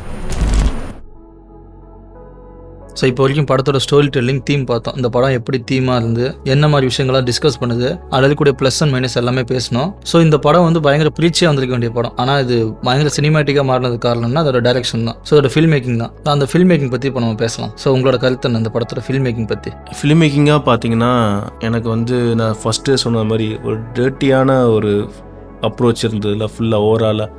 ஸோ அது எனக்கு ரொம்ப பிடிச்சிருந்தது, வித்தியாசமாக இருந்தது. அது அன்ஹைஜெனிக்கான அப்ரோச்சு படத்தில் செட் பண்ணது எனக்கு கதைக்கும் தேவைப்படுதுன்றது அது எனக்கு பிடிச்சது. முக்கியமாக எனக்கு வந்து இந்த ஓப்பனிங்லேயே வர அந்த மேட்ச் கட் இதுவாக இருக்கும், இம்பேக்டாக இருக்கும். ஃபைட் கிளப் ஞாபகம் வரும்போது இப்போ ஓப்பனிங் எனக்கு என்ன ஞாபகம் இருக்குன்னா, அவன் அங்கே இருப்பான், டக்குன்னு இழுக்கும்போது மேட்ச் கட்டில் வந்து இந்த அவன் பேர் பாபோடைய இதில் நெஞ்சில் வந்து விழுவான் அவன். அது வந்து எனக்கு ரொம்ப இம்பேக்டாக இருந்தது. அப்புறம் வந்து எனக்கு ஓவராலாகவே வந்து இந்த படத்தில் வந்து பார்த்தீங்கன்னா டாமினண்ட்டாக வந்து டார்க் இருக்கும். எல்லா ஃப்ரேம்லையுமே டார்க் இருக்கும். நீங்கள் வெளிச்சமாக இருக்கிற இடத்துல கூட டார்க் ஒன்று டாமினன்ட் இருக்கும் அங்கே. அது எனக்கு ரொம்ப நீ கதையோ ஒரு டார்க்கான கதை, அதில் பேசுகிற விஷயமும் ஒரு டார்க்கான இது, கேரக்டர் டார்க்காக இருக்குது. அதில் வந்து பிளாக் இருக்கும், ப்ளூ இருக்கும். மெயினாக இந்த ரெண்டுமே ரொம்ப ப்ளே பண்ணியிருக்கோம். அங்கங்கே ரெட்டு ப்ளே பண்ணணும். மெயினாக அந்த பிளாக் வந்து அதிகமாக ஒரு ஃப்ரேமில் டாமினேட் பண்ணிக்கிட்டே இருக்கும். அது வந்து ரொம்ப கனெக்ட் பண்ணாமல் இருந்தது. இந்த மாதிரி ஒரு கண்டென்ட் கனெக்ட் பண்ணாமல் இருந்தது. அதுக்கப்புறம் வந்து பார்த்தீங்கன்னா அந்த ஒரு மொமெண்ட் வந்து பார்த்தீங்கன்னா இவன் வந்து எட்வர்ட் நார்டன் வந்து இவனுக்கு ஃபர்ஸ்ட் வந்து மார்லாக்கு வந்து கால் பண்ணுவான், எடுக்க மாட்டான், சரி வச்சிருவான். ஃபர்ஸ்ட் டைம் வந்து அவன் நம்பர் வாங்கியிருப்பான், இவனுக்கு கால் பண்ணுவான், யாரு டைலர் டர்டன் கால் பண்ணும்போது அப்படியே இந்த சி ட்ராக் போவோம். அப்படியே ஒரு மாதிரி ஹை போகும்போது சி ட்ராக் போயிட்டு அந்த நம்பர் க்ளோஸ் அப் ஷாட்லாம் போவோம். அங்கே தான் எக்ஸாஜரேட் பண்ண ஃபிலிம் மேக்கிங்லாம் வரும். அந்த மொமெண்ட் ஆக்சுவலி நல்லா இருக்கும். எனக்கு ரொம்ப அது பிடிச்சிருந்தது அந்த ஒரு மொமெண்ட். ஏன்னா கதை ஒரு மாதிரி மாறப்போகுதுன்னு இருக்குல்ல. ஸோ அந்த மொமெண்ட் எனக்கு ரொம்ப பிடிச்சிருந்தது. மெயினாக எனக்கு இன்னொரு விஷயம் பிடிச்சிருந்தது வந்து சவுண்டாக பார்த்தீங்கன்னா அந்த பாரில் பேசிகிட்டு இருக்கும்போது வந்து சவுண்ட் டிசைன் ரொம்ப பிடிச்சது எனக்கு. எப்படின்னா ஒரு பாரில் இருக்காங்கன்னா மற்ற சீன்லாம் எப்படி இருக்கும்னா அந்த ஃபின்ச்சர் படத்தில் நான் பார்ப்பேனே வந்து இப்போ ஒரு பாரில் இருக்காங்கன்னா பார் சவுண்டுன்றது பேருக்கு தான் இருக்கும். மெயின் ஒரு என்ன பண்ணுவாங்கன்னா அந்த கான்வர்சேஷனை ஃபோக்கஸ் பண்ணுவாங்க. பட் ஃபின்ச்சர் படத்தில் எப்படி இருக்கும்னா அங்கே உண்மையிலேயே பாரில் பேசினா எப்படி பேசுவாங்க, அங்கே அந்த அந்த சவுண்டு அதிகமாக இருக்குன்னா அதிகமாக இருக்கும். நீங்கள் மைண்ட் ஹண்டரில் பார்த்தீங்கன்னா பார் சவுண்டு ஹெவியாக இருக்கும். ஒரு மைண்ட் ஹண்டர் சீரிஸில் இவர் டைரக்ட் பண்ண எபிசோடில் பார் ஹெவியாக இருக்கும் சவுண்டு, கத்தி கத்தி பேசுவாங்க. நம்ம லைட்டாக தான் கேட்கும், ஒருத்தர் சுத்தமாக கேட்காது, சப்டைட்டில் போட்டுருவான், இங்கிலீஷ் தான் பேசுவாங்க, அதை அப்படியே சப்டைட்டில் போடுவான். எனக்கு தேவை அந்த அந்த ரியாலிட்டி தான். அந்த ரியாலிட்டி எவ்வளோ ஜஸ்டிஃபை பண்ண முடியுமோ அந்த டெக்னிக்கல் நான் யூஸ் பண்ணுறது இருக்குல்ல, அது வந்து எனக்கு ரொம்ப ஸ்வின்ச்சர் கிட்ட பிடிக்கும். அந்த அந்த அந்த இடத்த ரியாலிட்டியை வந்து காட்டுறதுக்கு வந்து டெக்னிக்கலாக யூஸ் பண்ணுறது. அப்புறம் வந்து அந்த பேஸ்மெண்ட்டில் வந்து பார்த்தீங்கன்னா ஃபைட் நடக்கும். அப்போ எனக்கு ஒரு ஷாட் வந்து ரொம்ப எனக்கு பிடிக்கும். கீழே அடிச்சுட்டு ஃபஸ்ட்டு ஃபைட்டு ஸ்டார்ட் ஆகும்போது கீழே அடிச்சுட்டு கீழே விழுவான். அப்படியே ஒரு மாதிரி ஹேண்டல்டா இல்லை என்னன்னு தெரில, அந்த எப்படி எடுத்திருப்பாங்கன்னு தெரில, ஸ்டெடிக்காமண்ட் அப்படியே எப்படின்னா அவன் விழும்போது அப்படியே கேமரா கீழே போய் அப்படியே விழும். ஒரு மாதிரி அன்னியவனாக இருக்கும் அந்த ஒரு ஷாட்டு. இந்த மாதிரி நிறைய ஷாட் அதில் இருக்குது. நிறைய வந்து பார்த்தீங்கன்னா மேட்ச் கட் இருக்கும். மேட்ச் கட் செம்மையாக இருக்கும். சவுண்ட் டிசைன் அந்த மேட்ச் கட்டுக்கு வந்து பயங்கரமாக கனெக்ட் பண்ணியிருப்பாங்க. இந்த படம் வந்து ஆஸ்கர் வாங்கியிருக்கு சவுண்ட் எடிட்டுக்கு. ஸோ எனக்கு நாமினேட் ஆகிருக்குன்னு நினைக்கிறேன். நாமினேட் ஆகிருக்கு. எனக்கு இதில் வந்து சவுண்ட் யூஸ் பண்ணது கட் டு கட் ஜம்பில் அப்படியே வர இந்த சவுண்டு யூஸ் பண்ண விஷயங்களும் சரி, எடிட்டில் மேட்ச் கட்டாக யூஸ் பண்ண விஷயங்களும் ரொம்ப இம்பேக்டாக இருந்ததுன்னு சொல்லுவேன் நான். ஸோ இந்த மாதிரி மூமெண்ட்லாம் ஃபிலிம் மேக்கிங்காக பயங்கர எனக்கு பிடிச்சிருந்தது. உங்களுக்கு சொல்லுங்கள், உங்களுக்கு என்ன பிடிச்சிருந்தது ஃபிலிம் மேக்கிங்காக? என்ன மாதிரி ஒரு இம்பேக்டாக இருந்தது? மற்ற ஃபின்ச்சர் படத்துலேருந்து இது ஏன் டிஃப்ரெண்ட்டாக இருந்தது, இல்லை இது ஓகே தானே ஃபின்ச்சர் படத்தில் ஃபிலிம் மேக்கிங், அதை சொல்லுங்கள். எனக்கு எல்லா படம் மாதிரி தான் இருக்கும். இதோட மற்ற படங்கள் மாதிரி தான் இதுவும் ஒரு பெஸ்ட்டான ஃபில்ம் மேக்கிங் தான். இவர் இந்த கதையை வந்து நரேட்டிவாக செட் பண்ணுறதுக்கு நிறைய எஃபோர்ட் போட்டிருக்காரு இந்த படத்தில். ஏன்னா இந்த கதையில் வந்து நரேட்டிவே கிடையாது, நரேட்டிவாக செட் பண்ண முடியாது. ஏன்னா பிளாட்டே வந்து ரொம்ப வீக்கான பிளாட்டு. இதெல்லாம் சீன் சீனாக அடுத்து அடிக்கி ஃபிலாசபிக்கலாக கதை போயிட்டே இருக்குல்ல. ஸோ எடுத்தோடனே வாய்ஸ் ஓவர் நரேஷனில் ஸ்டார்ட் பண்ணுறாரு. வாண்டடாக ஒரு நரேஷன் எப்படி ஸ்டார்ட் பண்ணுறாருன்னா ஒரு மிஸ்ட்ரி மாதிரி, எவனோ ஒருத்தன் கொல்ல போகிறான், நான் எப்படி செத்தம் தெரியுமான்னு சொல்லிட்டு ஒரு சட்டையல் படம் மாதிரி அப்படியே ஸ்டார்ட் ஆகி உள்ளே போயிட்டே இருக்கும். போகும்போது அடுத்தடுத்து இவரோட படத்தில் இருக்கக்கூடிய 2 விஷயம் நான் பயங்கரமாக பார்க்கலன்னா சினிமாட்டோகிராஃபியும் ஆக்டிங்கும் மெர்ஜ் ஆகும்.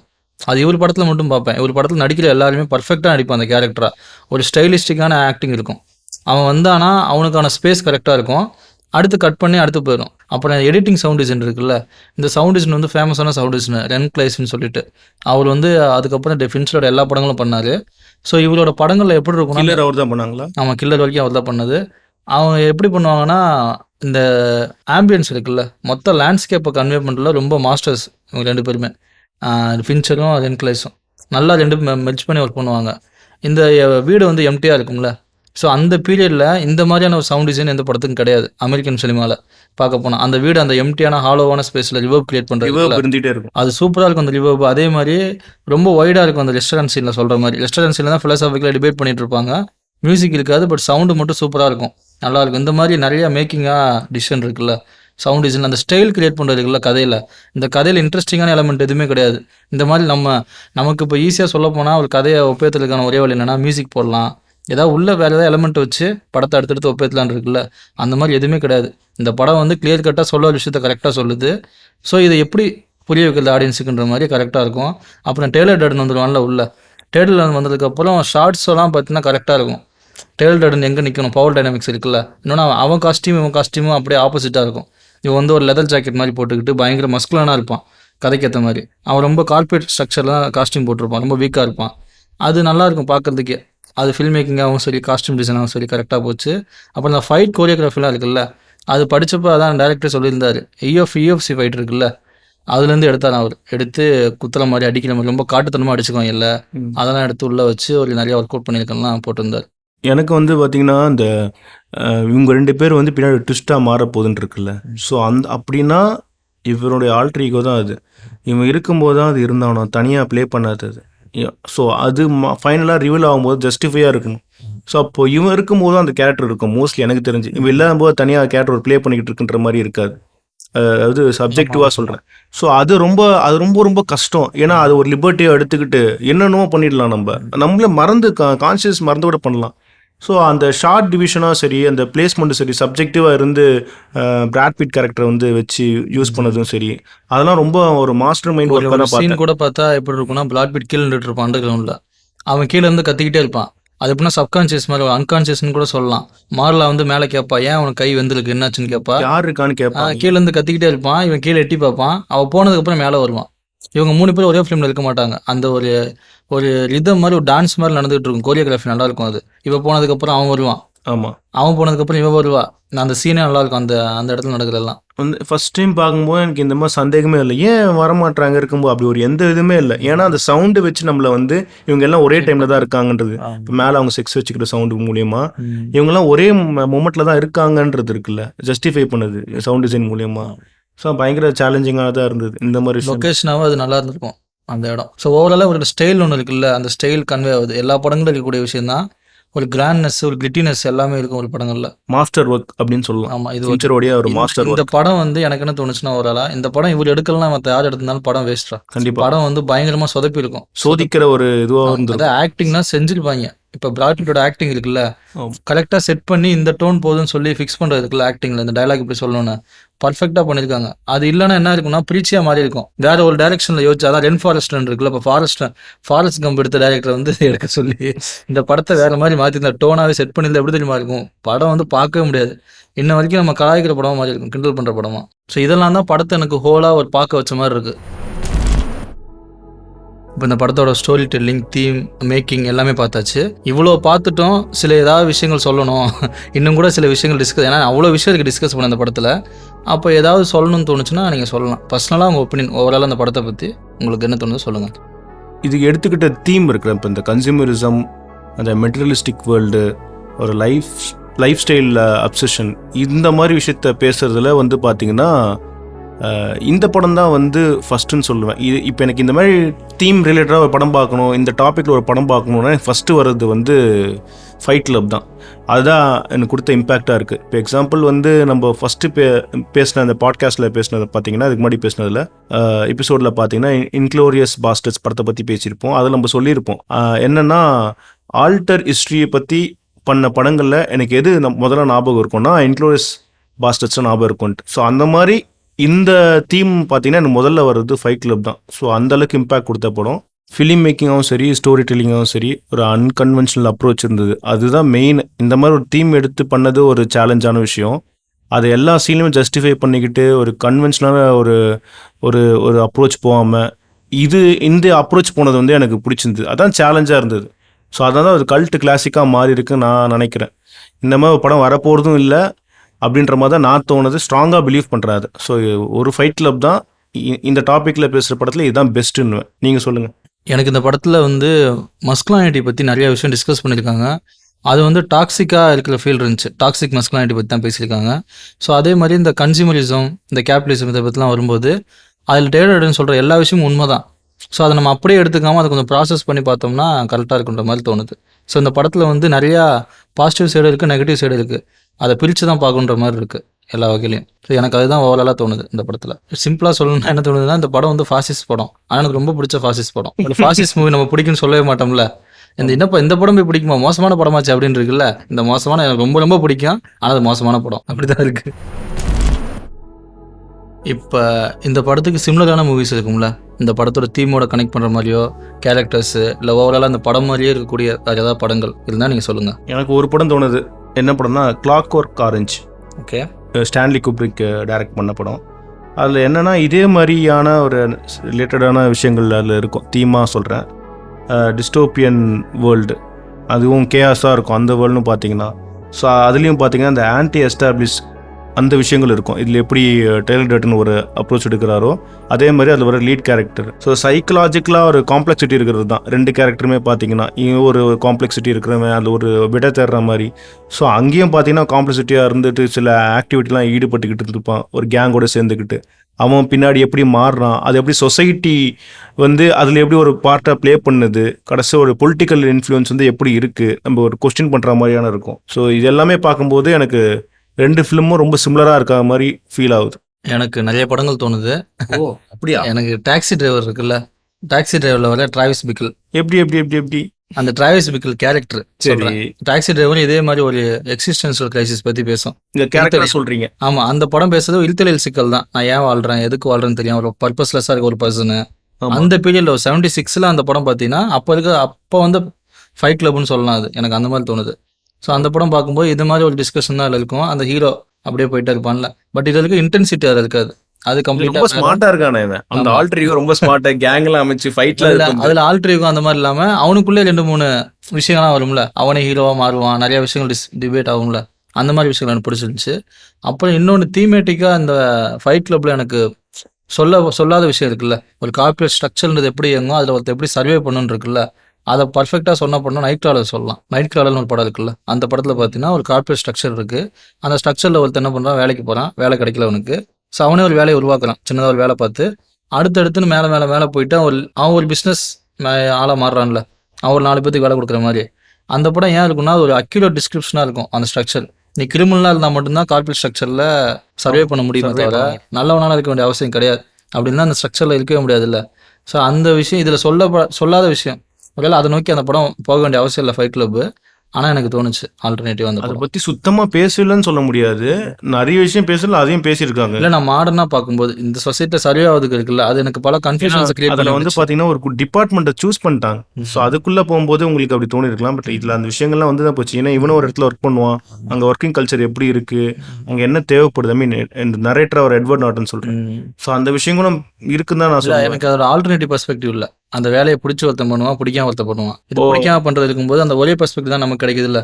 சரி, பிடிக்காம எல்லாருமே பிடிக்காம பண்றாங்க, அந்த வேலையை தப்பு அந்த மாதிரி போயிடுச்சுன்னு ஒரு ஃபீல் இருக்கு. சர்வே ஆகிறதுக்கு இப்படி சூஸ் பண்ணிட்டு அது ஒரு எக்ஸ்ட்ரீம் போகிறான். அதில் இப்போ நான் ஒரு வேலைக்கு போய் சேர்றேன் அப்படின்னா ஃபைட் கிளப் பார்க்கும்போது எனக்கு அது கம்ப்ளீட் நெகட்டிவாக இருக்குது. நைட் கிளப் பார்க்கும்போது எனக்கு சர்வேவிங் டாக்டிக்ஸ் கொடுக்குது. சரி, இப்படி கூட பண்ணலாம் போல இருக்கே, அடுத்து போகலான்னு.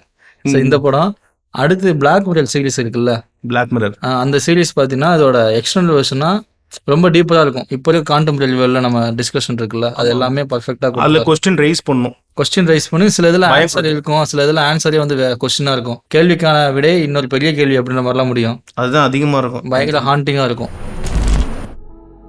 இப்போ இன்றைக்கி நம்ம ஃபைட் கிளப் படத்தோட கிராஃப்டை மொத்தமாக பார்த்தோம். அதில் என்ன இருக்குது, எந்த மாதிரி தீம் இருக்குது டிஸ்கஸ் பண்ணோம். இது ஒவ்வொருத்தருக்கும் பார்க்கும்போது நிறைய விஷயங்கள் தோணலாம். அந்த படத்துக்குள்ள அவ்வளோ விஷயங்கள் இருக்குதால வேற ஒருத்தருக்கு வேறு பெர்ஸ்பெக்டிவ் கூட தோணலாம். அந்த படம் இப்படிலாம் இருக்குது, இந்த மாதிரிலாம் இருக்குன்னு கூட தோணும். இப்போ நம்ம 2 பேருக்கு நிறைய தாட்ஸ் வேரியேஷன் இருக்குது. ஸோ அந்த மாதிரி படம் தான் அது இன்டர்பிரேட் பண்ணுற ஒரு படமாக தான் இருக்கும். ஸோ நமக்கு தோன்ற நம்ம ஹானஸ்ட்டாக சொல்லிட்டோம், இது எனக்கு தோணுது, உங்களுக்கு இந்த மாதிரி தோணுன்றதை சொல்லிட்டோம். ஸோ அடுத்த வாரம் இதே மாதிரி வேற ஒரு படத்தை எடுத்து நம்ம ஃபிலிம் மேக்கிங்காகவும் சரி, ஸ்டோரி டெல்லிங்காகவும் சரி டீப்பராக அனலைஸ் பண்ணலாம். ஸோ அது வரைக்கும் நன்றி, வணக்கம், மீண்டும் சந்திப்போம்.